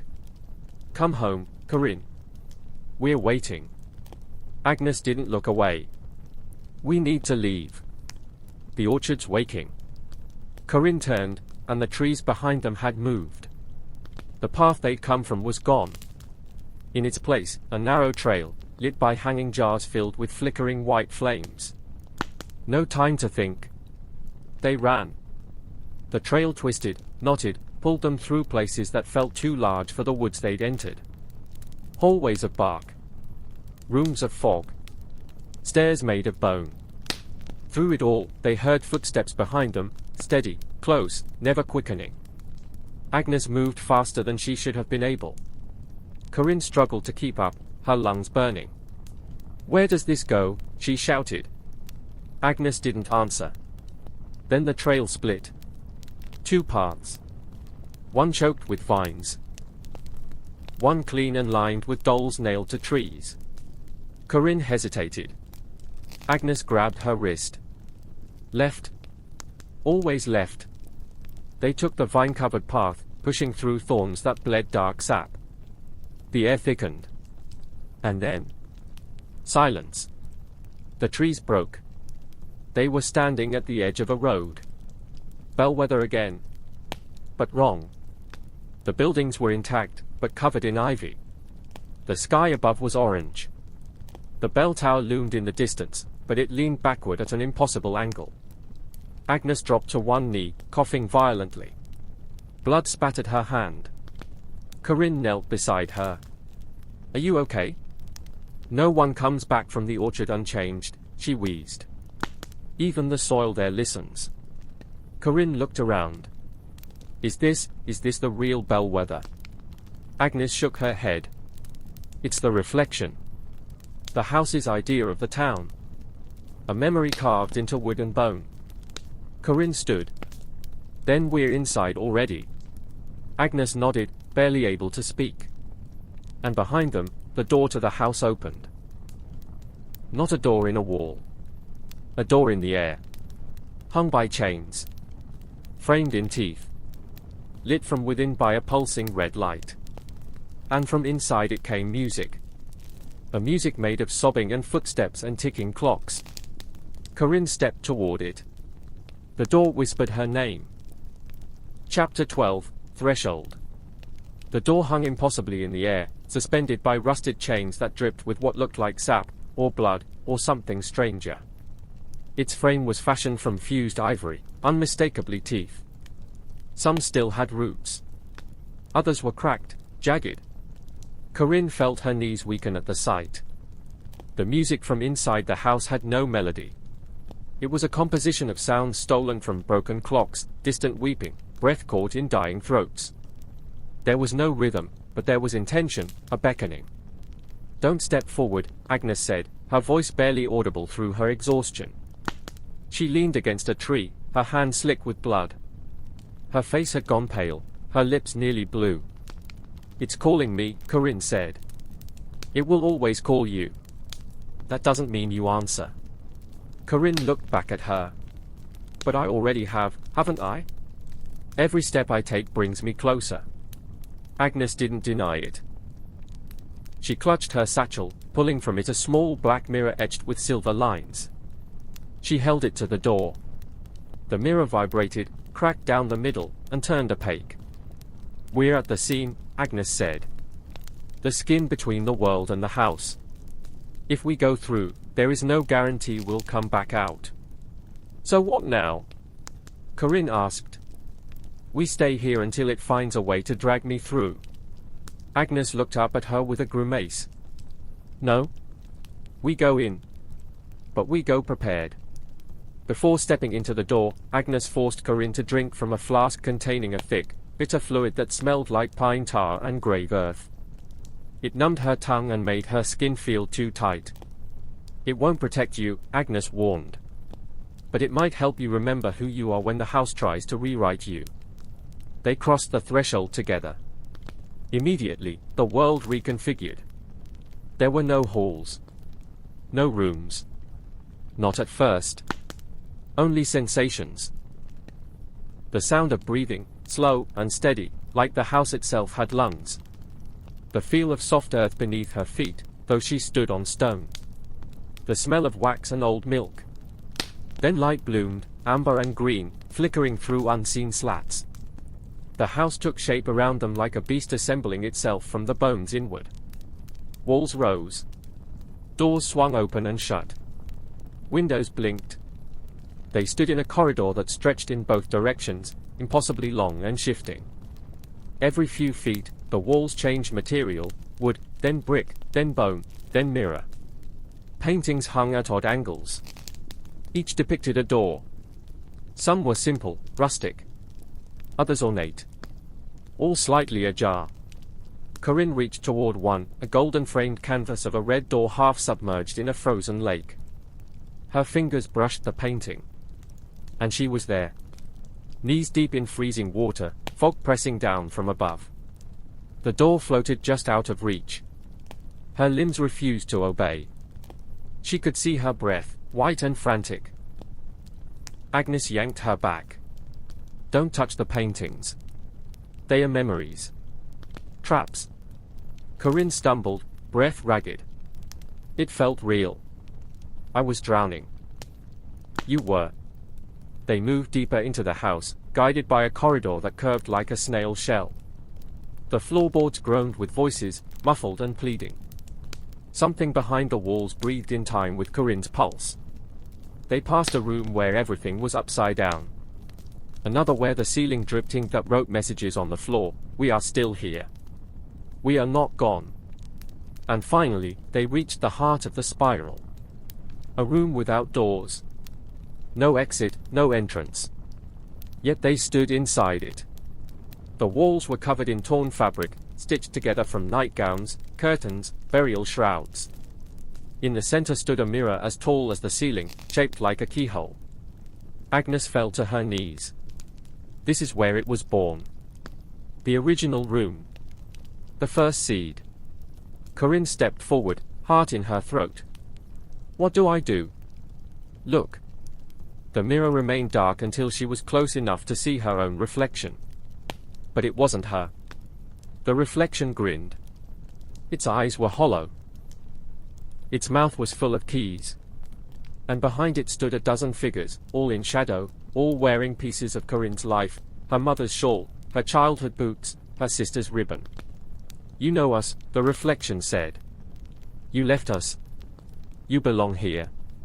Corinne backed away. Agnes pressed her hand to the floor, whispering a name. The room trembled. The mirror cracked. The door began to form again, this time within the mirror itself. "If you go through," Agnes said, "you might finally understand why it chose you. Why you survived when the others didn't. And if I don't, it will keep sending pieces of itself into the world. It will wear more faces. It will find your father. Your friends. It will wear them." Corinne stepped closer to the mirror. The door within it opened. And she walked through. Chapter 13, The Hollowing. The moment Corinne stepped through the mirror door, the sound stopped. Not faded. Stopped. It was as though she'd entered the absence of all noise. Her breath, her heartbeat, even the small shifting of her weight, all silenced. Her senses reeled. No wind, no warmth, no gravity in the way she knew it. She floated, but not in water or air, she was suspended in awareness. It was not an emptiness, but a pressurized stillness, like a breath held for too long. The kind of silence that screamed. And then, a breath. Not hers. Massive. Laboured. As if the house itself were waking up for the first time in 1,000 years. The void around her twisted, peeled itself into form.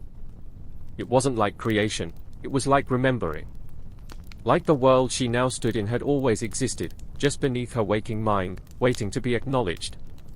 Color arrived slowly, pale blues, bruised purples, fading into rusted reds. She stood on a staircase spiraling inward, down into the belly of the thing. Each step was engraved with names she recognized, her mother, Lena, even Agnes. Hundreds of names. And below each, a date of vanishing. "They're not gone," she whispered. Her voice returned only as a memory, echoing behind her ears. The house murmured back, "They are elsewhere." Corinne descended. The staircase never widened, never narrowed. It remained claustrophobic in feeling, but infinite in design. She felt like a thread being drawn into a spool. The walls pulsed, not with light, but with memory. She saw flickers, her father reading to her at night. Lena crying behind the school, clutching a shredded note. Her mother kneeling in the hallway, whispering to the photo albums, calling her daughter's name again and again. Each step amplified the memories until they became louder than thought. She saw herself at 6, screaming in the forest while something dragged her shadow out ahead of her. At 10, finding her name carved into the bark of a tree she'd never seen before. At 13, dreaming of doors and waking to find her fingers smeared with key-shaped bruises. "This place is made of me," she realized. "No," the house answered. "You are made of it." The realization struck her like cold water in the lungs. Her memories weren't just echoes within the house. They were ingredients. She reached the base. A room. Circular. Lined with doors. Dozens of them, stacked from floor to ceiling. Some locked with chains. Others open just a crack. Each with a symbol etched or burned or stitched into the wood. Agnes's key hung around her neck. She clutched it like a relic. One door pulsed softly, the symbol of a tree split by lightning etched across its surface. The lines shimmered as if drawn in wet ink. She fit the key into the lock. The door opened inward. Inside, a hospital room. Too bright. Too clean. The kind of sterile that felt offensive to human life. The machines beeped with shallow insistence.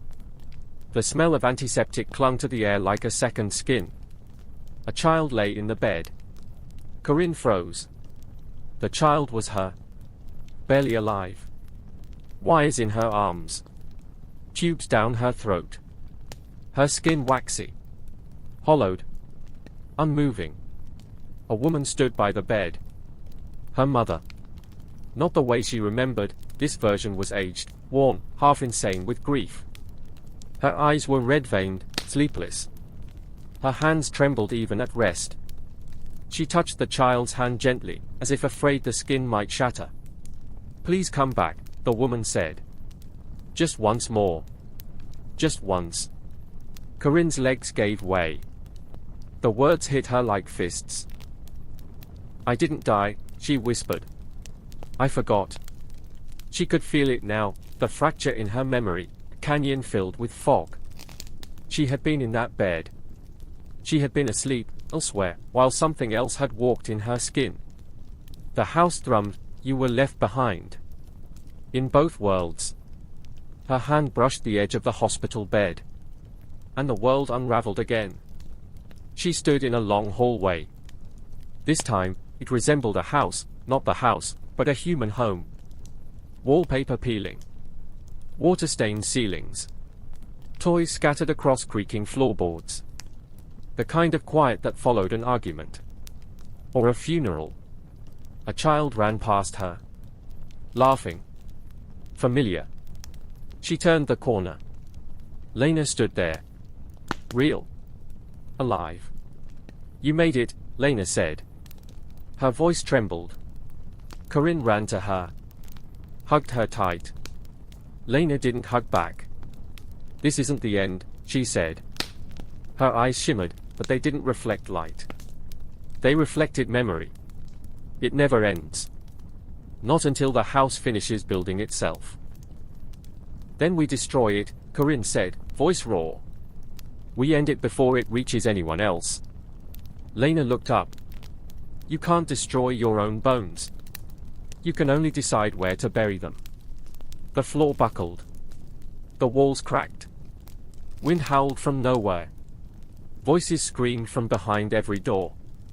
Names, accusations, pleas. The whole hallway came alive with memory and grief and unbearable need. Corinne stood in the center. And chose one door. A red one, shaped like a coffin turned on its side.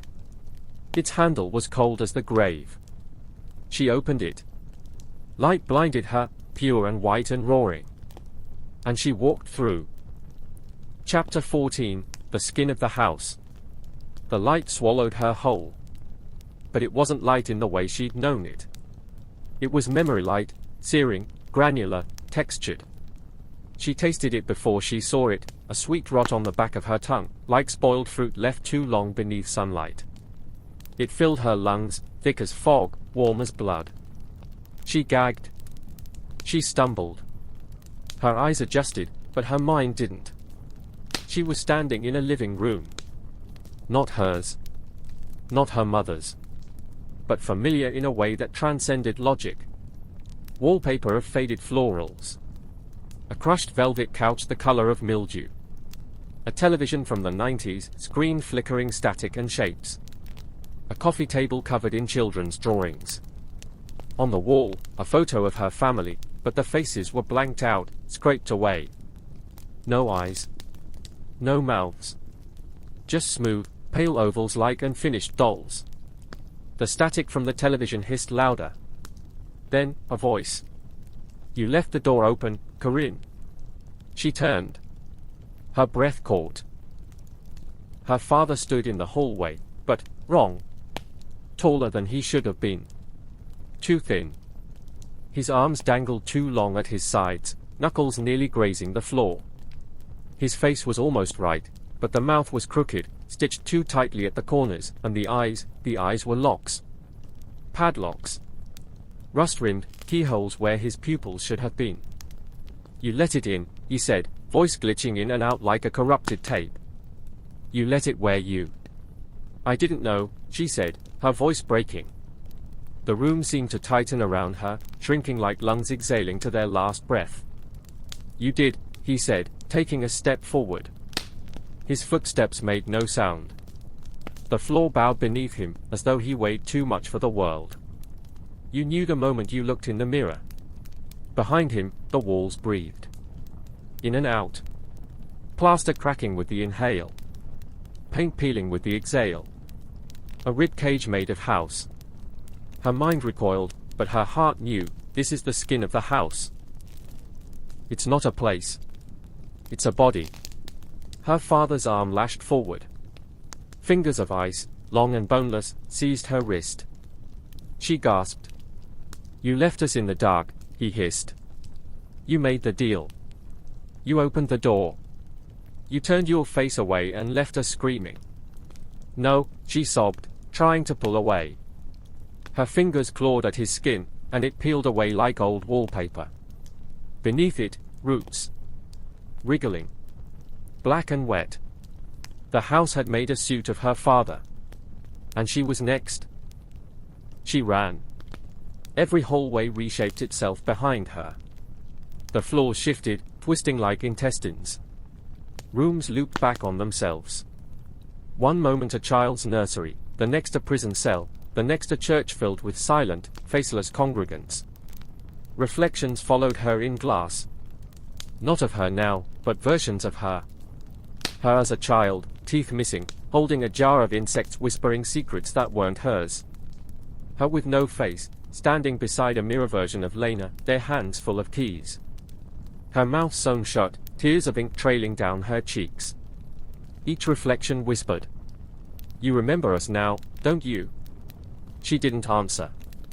Because she did. She slammed into a door. Metal. Riveted. Rusted. The kind found in sunken ships or asylums forgotten by time. Symbols were etched into its surface, glyphs her eyes didn't know but her blood recognized. A small panel in the door slid open. An eye stared through. Her eye. Password, it said. She blinked. What? Password, the eye repeated. She turned. The hallway behind her cracked. Screamed. A roar of memories surging forward. Her family's faces, skinless and screaming. The reflection versions of herself dragging chains. The house howling with need. 3 attempts remaining, the eye warned. Her chest heaved. Her hands shook. And then, a whisper. Old. Half remembered. Her mother, once. Elsinore. She said it. The door opened. Inside, a library. But not any library she'd ever known. This one stretched into darkness. Shelves twisted upward like cathedral bones. Books bound in leather, velvet, paper, flesh. Some wept. Some whispered. Some watched. A desk in the center. A woman behind it. Not Lena. Not Agnes. Herself. Older. Eyes like storm glass. Skin sallow. Wearing a coat stitched from pages. You made it, she said. Corinne could barely breathe. What is this? The older her gestured to the books. Every version the house made of you. Each a draft. Some corrupted. Some erased. She lifted a volume from the desk. Its cover read. Corinne // draft 26 / corrupted. The pages dripped. Her stomach twisted. Am I just a version? She thought. Have I ever been real? The older her answered without being asked, you are. And that's why it's afraid. A key appeared in her hand. Black iron. Etched with Corinne's name. Take it. Lock the door. The first one. The heart of the house is still open. That's how it crawled through. Corinne took it. Behind her, the house groaned. It knew what she carried now. And for the first time, it feared her. Chapter 15, The Heart That Remembers. The key pulsed in her hand like a heartbeat. Heavy. Warm. Singing with memory. Corinne turned away from the library as the door sealed shut behind her with a sound like stone grinding bone. The echo reverberated in her spine. Her breath caught in her throat, but she kept moving. The corridor that unfurled before her now was unlike any passage in the house she had seen before. It was lined not with wallpaper or shelves but with spines. Not books. Actual spines, vertebrae stacked and twisted, bleached bone knitted into the walls as if grown rather than placed. The hallway throbbed with a slow, muscular rhythm, as though the house had reconfigured itself into something organic. Something living. She recognized it, not from sight, but from the lurch in her stomach. From a dream she hadn't known she'd forgotten. No, this wasn't dream memory. This was true memory. A place she'd been before, in another self. A different version. One that had failed. The air grew thick and damp with the scent of blood and old paper. At every step, the house twitched. The floor curved minutely, as if reacting to her pressure. The wall shivered in anticipation. She was being watched. The key in her hand vibrated gently, like it was remembering something she hadn't yet seen. As long as she held it, she felt tethered to something real, herself. Not a fragment. Not a shadow or figment or drafted soul. She was the one that remembered. The corridor ended in a room that wasn't a room. It was a chamber. Circular. Organic. Beating. The walls pulsed. Veins bulged beneath the slick, flesh-colored surfaces. Overhead, the ceiling flexed with each deep, seismic thud. It wasn't a ceiling at all, it was the roof of a living heart, miles wide, slow in its rhythm but undeniable in its power. She stood inside the engine of the house. It thudded with a rhythm so deep it bypassed sound entirely.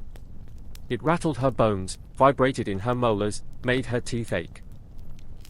The chamber felt like a womb and a tomb all at once. The walls were lined with language. Symbols etched into the pulsing tissue. Glyphs painted in a mixture of blood and ink and time. She couldn't read them in the traditional sense, but she felt them, like cold breath on the back of her neck. The words were not designed for understanding.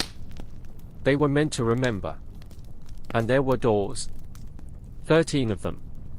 Each set into the heart's curved wall. Each distinct. Different shapes, different materials.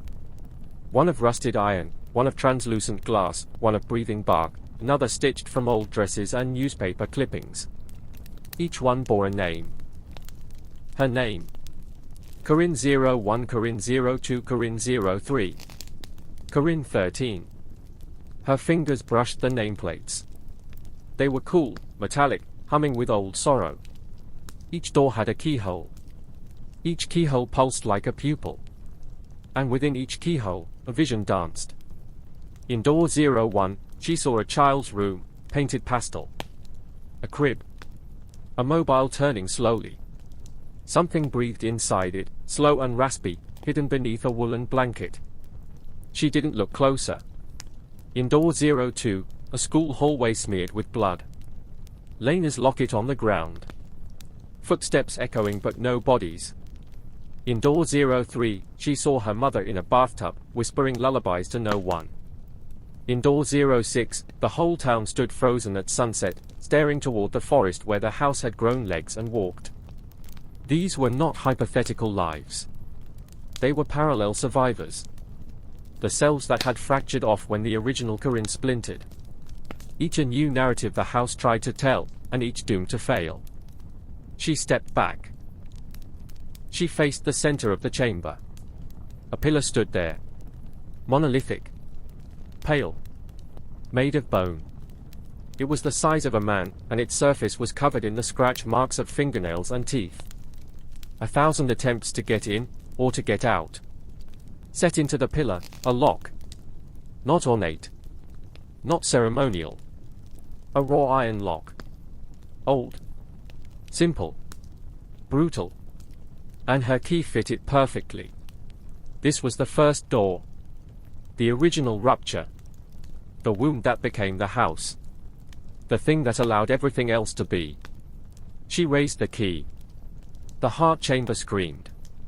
Not just a noise, a rejection. The sound of an entire structure pleading not to die.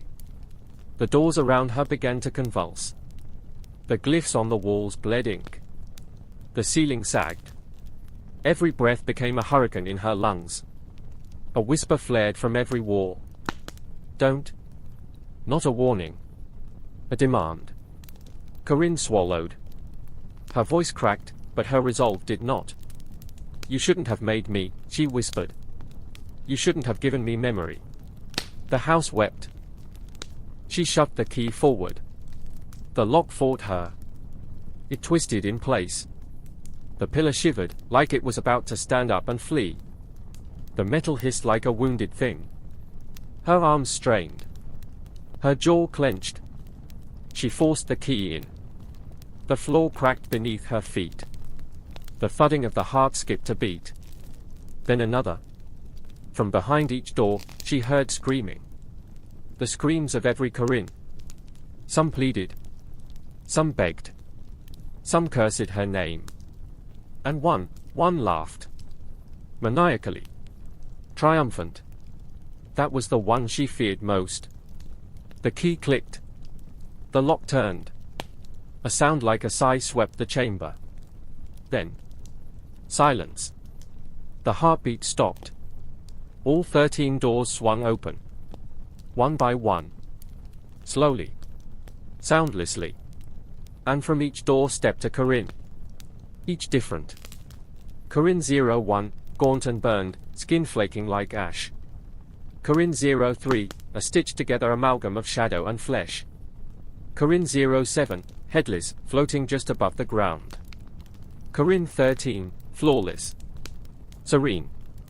Eyes like wells of ink. They surrounded her. Not with menace. Not with joy. With expectation. You came back, one said. You brought the heart to rest, said another. Does that mean we're free? Asked the youngest. Corinne looked at them, every version of herself. Every echo. Every failure. Every memory made flesh. She touched her chest. The key pulsed.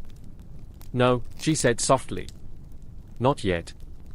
She took the key and pressed it to her chest. Right between her ribs. The place where all memory gathers. The 13th key for the 13th version.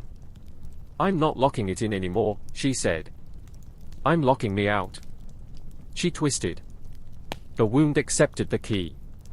And the world beyond the house flickered. Sunlight. Real air. Lena's laugh. She stepped forward. And this time, the door didn't close behind her. Chapter 16, The Nest of Teeth. Corinne didn't walk through the door. She fell through it. There was no floor. No threshold. Just an endless drop, like the world had removed its bottom.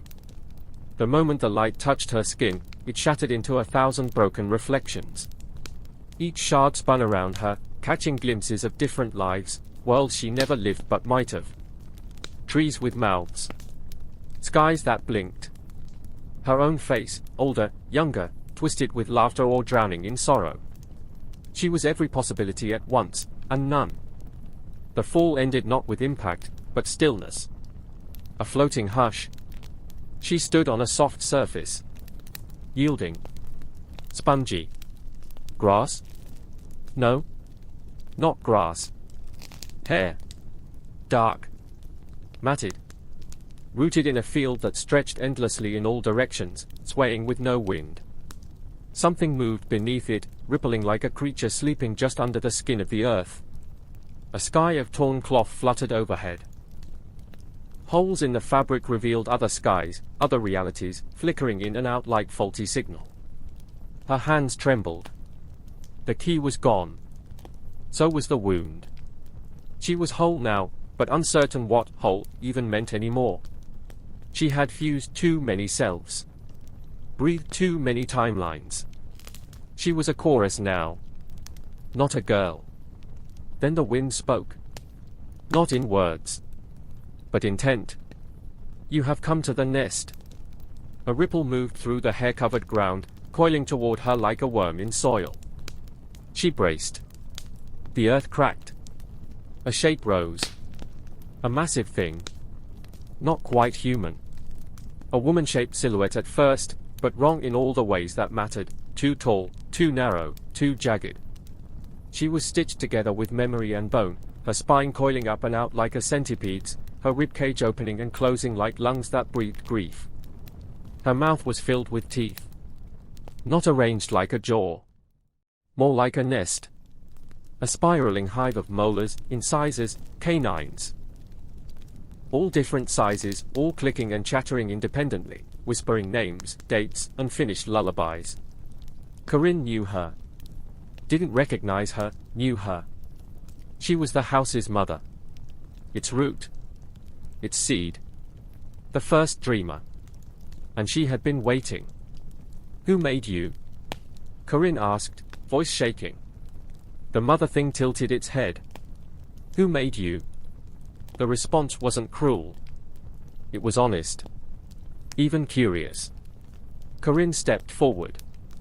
Her knees buckled with the effort. Every breath here cost more. More self. The air taxed identity. Why me? The nest of teeth opened wider. A voice spilled out, not from lungs, but from the gaps between the teeth. Because you remembered the pain correctly. Corinne staggered. She tried to think, but the mother's presence pressed on her mind like a pillow on the face of reason. She saw flashes, her mother's face covered in mirror shards, Lena twisted backward in an impossible hallway, Agnes with her mouth sewn shut by red thread and still singing. You fed on us, Corinne said. Every version. Every self. The nest pulsed. We did not feed. We nested. To what end? No answer. The mother began to descend again, folding her ribcage around her torso, melting back into the root of the world. The nest of teeth receded, but not before one last whisper slithered out. You are the last. Hatch or rot. And she was alone again. Corinne walked. She didn't know how long. Days passed in blinks. Years in breaths. Time was a lie here. She saw things in the hair fields. A clock tower made entirely of teeth, ticking backward. A train with no tracks, carrying passengers that looked like her father's regrets. A little girl whispering to a pile of bones, asking it to remember her name. Corinne never stopped. If she stopped, she knew she would sink. Eventually, the landscape changed. The hair receded, giving way to glass planes, miles of reflective surface stretching into nowhere. She saw herself in every direction, sometimes walking beside her, sometimes walking away. In the distance, a tree. No leaves. Just branches of mirrors, shards for bark, and fruit like crystal hearts. Beating.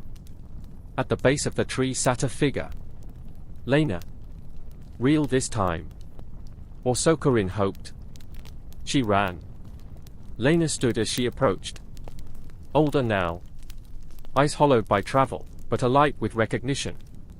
You found the heart, Lena said. I killed it. No, Lena smiled faintly. You woke it. Corinne looked at the mirror tree. What is this place? The house's root system. Its seed. You fell into the before. The place it was born from. Corinne felt her knees weaken.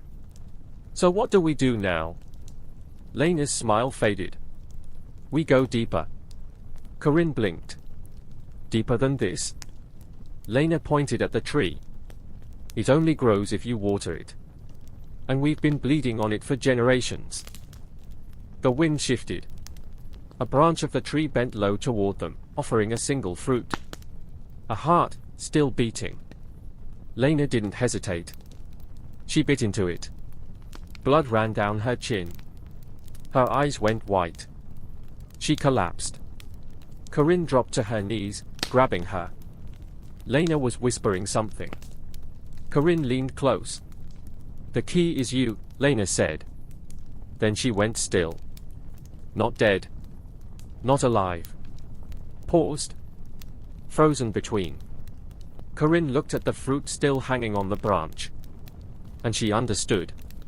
It was her turn. She stood. Took the fruit. Bit. The next world didn't begin. It screamed into being. Corinne was standing in her childhood bedroom. But it was wrong. Too small. Too clean. The posters were all missing faces.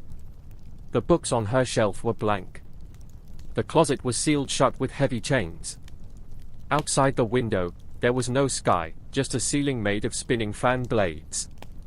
The house was rebuilding itself. From her. It was copying her insides. Her memory. Her fear. She dropped the fruit. It cracked. And the room fell away. She was back in the heart. Back in the chamber. Alone again. No Corinnes. No doors. Only a mirror. She stepped toward it. In the reflection, herself. But older. Eyes glowing. Smiling. You made it this far, the reflection said. Who are you? Corinne asked. The mirror grinned. I'm what happens if you survive. She reached out. Touched the mirror. And it shattered. Chapter 17, The Core Beneath the Skin. The mirror did not shatter. It unfolded. Like a chrysalis cracking open, it peeled itself backward in layers of reflective silk, revealing something far older than Corinne expected. A corridor. But this time, not of bone. Not of wood. Not of writhing teeth or stitched together dreams. It was made of skin. Pale. Smooth. Veined faintly like marble. The floor was warm beneath her bare feet, rising and falling ever so slightly, as though the house were now breathing through this new organ. Every step she took was met with a slight exhale. She wasn't walking inside the house anymore. She was walking inside herself. The corridor sloped downward, gently at first, then more sharply. With every footstep, she felt something else fade, a name, a shape, a scent, a scar. Her memory didn't vanish, exactly. It transferred. Into the walls. Into the skin. As she passed, the surface of the corridor rippled. Images rose like bruises. Her first book, Lena's laugh echoing across an empty school hallway, her mother's distant, violet eyes staring out a car window. She was leaving pieces of herself behind. Not out of loss. Out of offering. The house demanded tribute. And now it would be fed everything she was. At the corridor's end stood a door. It was stitched shut with black thread. She reached out. As she touched the seam, her fingertips flared with pain, but she did not pull away. Instead, she gripped the black threads and began to unravel. Each pull felt like yanking at her own tendons. Her hands bled freely, soaking the seam. And the door, like a sealed wound, opened. Beyond it, nothing. Not darkness. Not absence. Just space. A void that breathed. A womb that had never birthed. Suspended in the middle, a girl. Her. But not her now. Not her as a child. Not her from any previous fracture.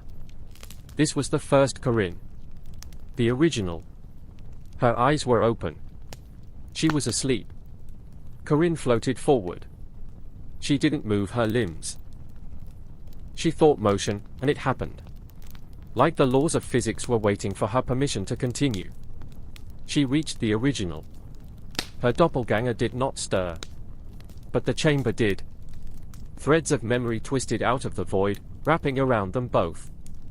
They burned as they passed, Lena's death, the whispering drawer, the first time she saw the house from the tree line. Each thread settled into the core Corinne's skin. The girl gasped. Corinne placed her forehead against the original's. I'm sorry you had to carry it all. The core's lips moved. A whisper. You came back. I always do. The core's eyes opened fully now. Inside them, the entire history of the house. Every door. Every life. Every fragment. You remember, the original said. Corinne nodded. I do. The void shuddered. A great hand reached down, not physical, not godly, but architectural. A lattice of blueprint and blood. The intention of a house. It wrapped around them both. You know what you must do, the voice said. It was not Corinne. Not the core. Not even the house. It was the voice of structure. The thing beneath. Corinne held the original's hands. I become the walls. I become the skin. I become the key. I become the door. Together, they whispered. I become the house. Light erupted. So much light. Corinne stood in a town that no longer remembered itself. The streets were cracked. The houses were gone. Except one. The house. It stood in the center of a crater. New. Pale. Waiting. Behind her, Lena stepped into the daylight. Older. Whole. Awake. Corinne smiled. I rebuilt it. Lena nodded. Then let's fill it with the right stories. They walked hand in hand toward the front door. The house breathed. And welcomed them home. Chapter 18, Reunion at the Edge of Forgetting. The new house had windows. That was the first thing Lena noticed. Not dark, blind panes like the old one, but real glass that breathed in light and exhaled shadow in slow, living waves. The sun poured through them like warm honey, staining the interior floors with shapes that shifted as the day moved. Birds nested in the gutters. Ivy crept up the sides, not strangling but hugging the bones of the building like an old friend. Corinne stood on the threshold. Her hand hovered inches from the door. This was not the same house. But it was built from the same memory. The same guilt. The same choice. Go on, Lena said gently behind her. You made it. That means you can enter it. Corinne turned. Her eyes were tired in the way that mountains are tired, holding up too much for too long. I'm not sure if I made it, or if it made me. Lena stepped up beside her, her arm brushing Corinne's. Does it matter? She asked. It remembers you. That's what matters. The door opened. No key. No lock. It simply welcomed. Inside, the house was still learning. Rooms blinked into existence when needed. Corridors rearranged based on emotion. One moment there was a study, the next, a hallway made of cedar and quiet rain. Every room carried traces of lives lived well. Ghosts of laughter. Echoes of music. Footprints made not in fear, but play. Corinne wandered slowly, dragging her hand across the walls as if reacquainting herself with an old pet that might still bite. I remember you, she whispered. The house hummed. A light above her flickered, not in menace, but recognition. She passed a room filled with mirrors that did not reflect her. She passed a staircase that spiraled not upward or down, but inward. She passed a door with 13 locks, all hanging open, gently swinging. Each time she moved, the house responded. Not in fear. Not in hunger. In love. Lena explored in her own way. She opened drawers. Peeked under rugs. Tapped on walls that sounded too hollow or too full. In one room, she found a half-finished painting of the forest where they had first found the old house, but the trees in the image had eyes, kind, curious ones. Watching, but not judging. She smiled. I could live here, she murmured. A voice answered from the ceiling. You already do. She looked up. No one. But the wallpaper above her shimmered slightly, rippling like the surface of a pond. She touched it. The ripple became a memory, her birthday, age 10, the cake shaped like a haunted castle, Corinne laughing behind the camera. Lena blinked. You remember? The house answered with a breath through the vents. I was made to. That night, they slept in a room that had once been Corinne's bedroom in her childhood home, though neither of them had asked for it. The walls were pale blue. The dresser had a chipped drawer from where she'd once hidden a diary. A stuffed rabbit sat on the pillow. Too much? Lena asked gently, holding the toy. Corinne looked around. No, she said. It's just right. They lay side by side, watching shadows shift on the ceiling. Lena turned toward her. "Do you think it's really over?" Corinne was quiet. The key still rested beneath her skin, where she had embedded it. "It's never over," she said. "But it's safe now." She touched the spot above her heart. "It remembers for me, so I don't have to carry all of it." They slept. And the house watched. Not as a predator.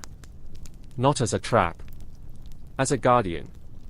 It remembered every scream, but it also remembered every laugh. And tonight, the last sound it heard before sleep took it was the sound of Lena breathing. Alive. Home. Chapter 19, The Room That Shouldn't Exist. The house was calm. But something shifted. Not in its bones. Not in its walls. In the pattern of things. The rhythm. The pulse. A subtle fracture in the harmony that had just begun to settle. Like a cello string stretched just slightly too tight, vibrating with a discordant note no one else noticed. Corinne felt it before she understood it. A pressure. Not weight, but attention. Something inside the house had turned its head. She tried to ignore it at first. Lena had fallen into a rhythm, exploring the rooms like a child learning a new world. There was laughter again, real and bright, echoing in the wooden bones of the place. Meals shared. Jokes made. The silence of survival replaced by the quiet of peace. But peace was always a fragile thing. Corinne found herself waking in the middle of the night, her skin clammy, her breath caught on the edge of a name she couldn't remember. She would sit up, look around the dim bedroom, and sense something just out of reach. Something waiting. The house tried to soothe her. It shifted its walls to comfort. It played soft music through the pipes. It made the air smell faintly of lilacs and coffee. But none of it reached the core of her unease. Because something was missing. Or perhaps, something extra had arrived. It began with small changes. A hallway she didn't remember walking down suddenly had a crooked light fixture, one that buzzed faintly when she passed beneath it. A door she was certain led to the study instead revealed a bare room filled with feathers. Just feathers. Thousands of them. Pale gray, drifting in a breeze that had no source. And sometimes, as she walked alone, she would hear a second set of footsteps behind her. Never when Lena was around. Always when she was alone. She didn't speak of it at first. She'd learned from the old house, naming a thing could give it power. But Lena noticed. Of course she did. "You look like you're bracing for something," she said over tea one afternoon, her eyes searching Corinne's face. Corinne hesitated. "Do you feel it too?" she asked. Lena nodded slowly. "I think there's a room that shouldn't be here." They were sitting in the sunroom. It was warm, the light golden. Birds chirped outside. It felt like sanity. But even here, the house couldn't quite mask the tension that pulsed just beneath. Corinne leaned forward. "Where is it?" Lena looked toward the hall. "It moves. Yesterday I thought it was behind the kitchen. Today? I feel it behind the library. It's like, it doesn't want to be found. But it also doesn't want to be forgotten." Corinne stood. "Show me." The hallway was colder than it should have been. Not freezing. Just wrong. The air felt heavy, like walking through smoke. They stood side by side, facing a wall of curling wallpaper. It looked ordinary. Dull floral print. Slightly peeling. But Lena reached out and pressed her fingers to it. It pulsed. Like a heartbeat. "There," she said. Corinne stepped beside her and did the same. The sensation was immediate. A thrum beneath her palm. Cold. Alien. And something else, familiar. A memory brushed against her mind, blood on mirrors. Teeth that weren't hers. A voice whispering her own name like a curse. "She's here," Corinne whispered. "Corinne 13, Lena said. Not a question. They stood in silence. The house creaked around them. Not in protest. In fear. That night, Corinne didn't sleep. She wandered the house again, this time not to chase shadows but to confront them. The house tried to turn her away. Corridors elongated. Doors vanished. Windows mirrored the inside instead of the out. But she knew. She was part of the house now. And it couldn't hide from itself. Behind the music room, she found a corridor she'd never seen. It was wrong in its geometry. Too narrow. The ceiling too low. The walls curved inward, as if afraid of what lay ahead. At the end stood a door. Heavy. Black. Smooth as obsidian. No knob. No hinges. It radiated stillness. Corinne reached out. The moment her hand touched it, memories flooded her. The basement. The screaming. The girl with her face who never blinked. She gasped and pulled back. The door did not open. It watched. She returned with Lena in the morning. They didn't speak much. Words felt too thin. The door was still there. Impossibly dark. It seemed to drink the light around it. Why is it here? Lena asked. Corinne stared at it. Because I never let her go. She pressed her hand to her chest. The skin above her heart tingled where the key was embedded. She was always part of me. But she wasn't meant to rule me. Lena frowned. Then what does this door represent? Corinne looked at her. A wound. Without waiting, she pushed. And the door opened. The room inside didn't exist. Not in space. Not in time. It was memory and fear and fragments of selves long dead. It stretched outward like a yawning mouth. Corinne stepped in. The walls pulsed with images, her face, twisted and contorted, laughing with blood-stained teeth. Her hands reaching, grabbing. Consuming. At the center was a throne. And on it sat her. Corinne 13. Flawless skin. Black lace gown. Eyes like empty wells. She smiled. Took you long enough, she purred. Corinne didn't speak. She walked forward slowly. Lena stayed just outside the door, heart pounding. Corinne 13 rose from the throne, gliding forward like smoke. I kept your hunger warm, she said. I fed it when you tried to starve. I laughed when you cried. I survived for you. Corinne shook her head. You consumed for me. Is there a difference? They stood inches apart now. Two faces. One soul. Lena stepped into the threshold. Corinne, what is she? The part of me that wanted power more than peace, Corinne whispered. She isn't evil. She's hurt. But she can't rule anymore. Corinne 13 tilted her head. You can't kill me. No, Corinne said. But I can hold you. She stepped forward and embraced her. And the world turned inside out. Chapter 20, The Embrace of the Other. The embrace lasted forever and no time at all. Corinne's arms closed around the thing that was her and not her, the shape that had once been Corinne 13, and in that instant, memory became landscape. The room around them fractured like glass struck by lightning. Every surface cracked, peeled, folded inwards and outwards until they stood in a kaleidoscope of selves, of choices unmade and horrors unfaced. Lena, just a step inside the threshold, watched with wide eyes as the air warped. Her ears popped. Her teeth ached. A scream crawled up her throat but never escaped. Corinne 13 did not resist. She melted into the embrace like wax held to flame. Her body shimmered with impossible textures, paper-thin skin one moment, obsidian and shadow the next. Her arms wrapped around Corinne's back, fingers twitching, as if unsure whether to claw or cradle. Then she wept. You left me in the dark, Corinne 13 sobbed. Her voice cracked with 1,000 stolen identities. You locked me away. You let them name me. Corinne's voice was barely a whisper. I was afraid of what you made me want. But I protected us. I took the weight so you could breathe. I killed to keep us whole. Corinne pressed her forehead to the others. Their tears mixed. You don't have to kill anymore. All around them, the walls vibrated.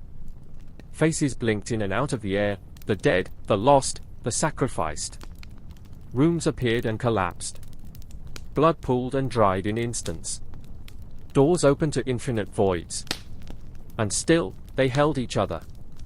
And the throne began to dissolve. Outside the room that shouldn't exist, Lena felt the change like a current through her skin. The house trembled. Not in pain. In release. The wrongness that had knotted itself into the architecture began to unravel. Walls relaxed. Hallways straightened. The cold lifted from the air. She stepped back as light began to flood the room. Not from any visible source, but from within. The walls drank in the brightness. Shadows retreated. Corinne stepped out. Alone. She looked older. Not aged. Aged through. Behind her, the room collapsed into itself with a sigh. The black door crumbled into dust. Is it done? Lena asked. Corinne nodded, her voice hoarse. She's not gone. Just accepted. Lena reached for her hand. Their fingers met and intertwined. Then come home. The house welcomed them like a cathedral that remembered laughter.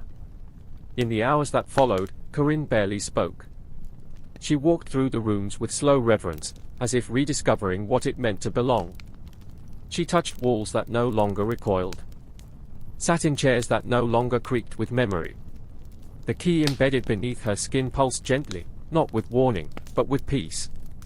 The house, for the first time, truly slept. And in its dreaming, it built something new. That evening, the two of them stood on the front porch, watching the sun bleed into the horizon. Lena broke the silence. Do you think anyone else has a house like this? Corinne laughed softly. Everyone does. Some are just better at hiding it. She turned to Lena. But ours knows us. And we know it. They stood in silence as the night came, not afraid, not hunted, but whole. Behind them, the house exhaled. And in the garden, something began to grow where the black door had once rooted itself. A single tree. Its leaves shimmered like mirrors. Its bark bore the shape of a key. It whispered not in hunger, but in hope. The house had remembered. And for the first time, it chose to forgive. Chapter 21, The Rooms That Waited. It began with the sound of water. Dripping. Somewhere deep within the house, beyond the familiar rooms and reshaped memories, a steady drip echoed. Lena heard it in her dreams first. The rhythmic tap of something leaking through wood. She woke with the sense of pressure in her chest, not fear, not exactly, but urgency. A call. The house was no longer hostile. It no longer shifted with malice or need. But it still moved. It was still alive. Still becoming. And some rooms had waited too long. She sat up in the bed she now shared with Corinne, brushing a hand over her partner's sleeping form. Corinne murmured something, rolled over. Peaceful. More peaceful than Lena had ever seen her. The key beneath Corinne's skin gave off a soft, golden light in the darkness, pulsing gently in time with her breath. Lena followed the drip. The house made a hallway. It was not the sharp, jagged kind that once rearranged with anger. This one was soft with worn rugs and dusty sconces, the scent of old cedar and lavender. The drip echoed louder as she walked. At the far end stood a door she had never seen before. Not black, not locked. It was pale blue, with peeling paint and a doorknob shaped like a rose. When she touched it, she felt warmth. She turned it. The room inside was small and round. The walls were tiled in cracked porcelain. In the center was a basin that overflowed with clear water, rippling with its own inner light. Shelves lined the walls, filled with old toys, dried flowers, notebooks stained with time. But what made Lena gasp, what made her step back in sudden, trembling realization, was the sound coming from the mirror. A lullaby. Her mother's voice. Not memory. Not an echo. The real sound of it, as though she were right behind her. The notes floated from the mirror like breath on cold glass. Lena whispered, "No." But the mirror shimmered. And a figure appeared. It was a version of Lena she had not seen in years. 12 years old. Hair in uneven pigtails. Dirt under her fingernails. Eyes wide with the kind of fear that never fully leaves you. "I never got out," the child said. Lena's mouth went dry. "That's not true." "I did. We did. You left me in the wall." Behind her, the reflection shifted, not to Corinne, not to the house, but to that first terrible night. The one with the red door. The one where Lena hid while Corinne screamed. The one she never spoke of. The one she had rewritten in her dreams. Lena stepped back. "You're not real." "Neither is anything else," the child Lena said. Her eyes welled with tears. "But you made me stay here. You made me remember it for you. And now the house is clean. But I'm still stuck." The mirror cracked. Lena screamed. Corinne found her curled against the tiled wall minutes later, knees drawn to her chest, shaking. "What happened?" Corinne asked, kneeling beside her. The key beneath her skin glowed more brightly now, picking up the ripple Lena had awakened. "She was there," Lena whispered. "Me. The part one forgot. The part one left behind." Corinne looked at the basin. The water was calm. But the mirror now reflected both of them. Not broken. Not cracked. Just two women, one wrapped in the other's arms, surrounded by forgotten rooms. Corinne kissed her temple. "It's not your fault." "But it is." "Then let's fix it. Together." That night, they made a pact. They would visit every room. Not just the ones the house made safe. Not just the ones that echoed with laughter. All of them. They would remember the forgotten selves. The little girls who hid in closets. The shadows under the bed. The voices in the vents. The rooms that changed shape when you weren't looking. They would walk every hall of the house, and they would leave no room unlit. And in doing so, they would make the house whole. In the attic, an old phonograph started on its own. It played the sound of rain, of footsteps, of breathing that wasn't quite human. Then it changed. It began to hum the same lullaby Lena heard in the mirror. But this time, it ended in laughter. Chapter 22, The Forgotten Spiral. They began the next morning. Neither Lena nor Corinne said much over breakfast. The house provided warm bread and honey, thick coffee with cardamom and clove, comforts that felt earned now rather than offered as distraction. Sunlight filtered in through windows that hadn't existed before. It felt like a kind of blessing. But beneath it all lay the weight of the pact they'd made. The house, sensing them ready, opened a new passage by the east wing. Where once had been a solid wall of moth-eaten wallpaper now sat a stone arch, laced with ivy. The air beyond was cooler. Still. Waiting. "Together," Corinne said, offering her hand. Lena took it. Together. The hallway wound downwards. Not like stairs. Not even a ramp. It spiraled, gently, subtly, as though they were circling the spine of some vast and slumbering creature. The walls were carved stone, etched with ancient symbols neither of them recognized, some geometric, some sinuous, some resembling eyes or mouths frozen mid-scream. Torches lit as they passed. Lena whispered, "Do you feel like we're being watched?" Corinne gave a tight nod. Not by something. By someone's. And she was right. The deeper they went, the more they saw faces in the stone, not illusions, not tricks of the light, but actual reliefs of human figures, sculpted into the curvature of the walls. Women. Men. Children. Some with mouths open. Some with hands over their eyes. All silent. All turned inward, watching the path. They emerged into a circular chamber, vast and cathedral-like. Here, the ceiling rose out of sight. The walls pulsed faintly with bioluminescent moss. At the center stood an altar of pale, petrified wood. Carved into the altar were the words, "We held the doors. Who will hold us?" A shiver traced Lena's spine. "This is older than us. Older than the house." Corinne ran her fingers over the inscription. "I think the house was built around this." And then the moss shifted. No, unfurled. It peeled back to reveal a tapestry hidden behind it, woven from threads of hair, root, and shadow. It depicted scenes. A girl locked in a cellar. A boy hiding under floorboards from clawed things that wore his parents' skin. A woman split in two, one half ascending stairs while the other descended. A hallway that turned back on itself until it ate its own walls. Corinne stepped forward. "These are the other houses. You think they are real?" "They are remembered," Corinne said. "That makes them real enough." Lena traced the edge of the tapestry. Her fingers tingled. "This place. It's a kind of memory vault." The air shifted. Something entered the chamber. It did not speak. It did not walk. It unfolded from the dark, like a shadow learning to stand. 7 feet tall. Limbs too long. Face wrapped in gauze. In place of eyes, mirrored lenses. In place of a mouth, stitched velvet. It carried a lantern that burned with colorless flame.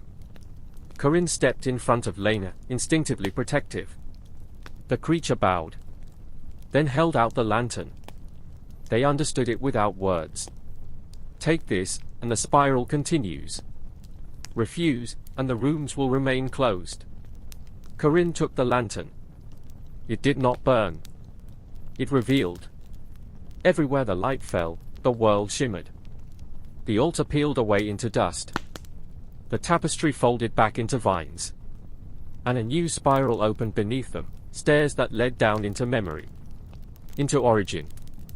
They walked for hours. Each level revealed new things. A room filled with old keys, each one humming softly. A chamber where time looped, showing them echoes of themselves from past visits. A hallway of mirrors that aged them 10 years with each step forward, then regressed them as they walked back. It was not horror. It was reckoning. Corinne whispered at one point, "I think we're walking the house's memories." "And maybe ours too," Lena replied. At the 9th loop of the spiral, they found a door labeled in chalk. "Corinne, do not open." She froze. "Do you want to skip it?" Lena asked, gently. Corinne's mouth was dry. "No. If we skip it, it waits." She turned the knob. Inside was a replica of her childhood bedroom. Perfect. Too perfect. The stuffed animals were aligned with obsessive precision. The posters of horses and starlight peeled in exactly the same places they had when she was 10. Corinne stepped in and the door slammed shut. Lena shouted, hammered her fists against the door, but no sound passed through. Inside, Corinne turned slowly. The walls writhed. From beneath the bed, something crawled. Not a creature. A memory. Her mother, face pale and twisted with drink. Her father, expressionless, eyes sunken with guilt. And between them, a younger Corinne, tied to the bed frame with makeshift restraints. "You were too strange," her father said. "You made the lights flicker," her mother added. The walls groaned. "You unmade the cat," they said in unison. Corinne stepped back. "I was scared. So you made us scared. So we locked you away." The restraints on the bed snapped open. The child version of Corinne sat up, staring at her. "But I never stopped loving you," she whispered. "Even when you hated me." Corinne fell to her knees. The room blurred. The memory unraveled. Lena burst through the door as it gave way, finding Corinne curled on the floor, tears tracking clean lines down her cheeks. "It was real," Corinne said. "All of it. I made the house because I couldn't hold it all." Lena helped her up. "And now you don't have to hold it alone. The spiral ended in silence. A stone dais. A single chair. A mirror that did not reflect. The lantern began to flicker. The house was listening. Corinne stepped into the mirror's glow. "I understand now," she said. "Why the house bends. Why it forgets. Why it needs rooms for the things no one wants to keep. It's a place for the unloved and the unspoken." Lena joined her. "But it doesn't have to be a prison." "No," Corinne said. "It can be a sanctuary." She lifted the lantern one last time. Light spilled out, clear, clean, and final. The walls did not collapse. They softened. Stone turned to breath. Wood turned to earth. Memory turned to peace. The spiral faded behind them. And somewhere above, in rooms they had once fled in terror, sunlight pooled again on warm floorboards. Doors that had been sealed shut for centuries creaked gently open. Not to beckon. Not to trap. To invite. The house did not vanish. It rested. Held. And waited, not in hunger, but in hope. The end.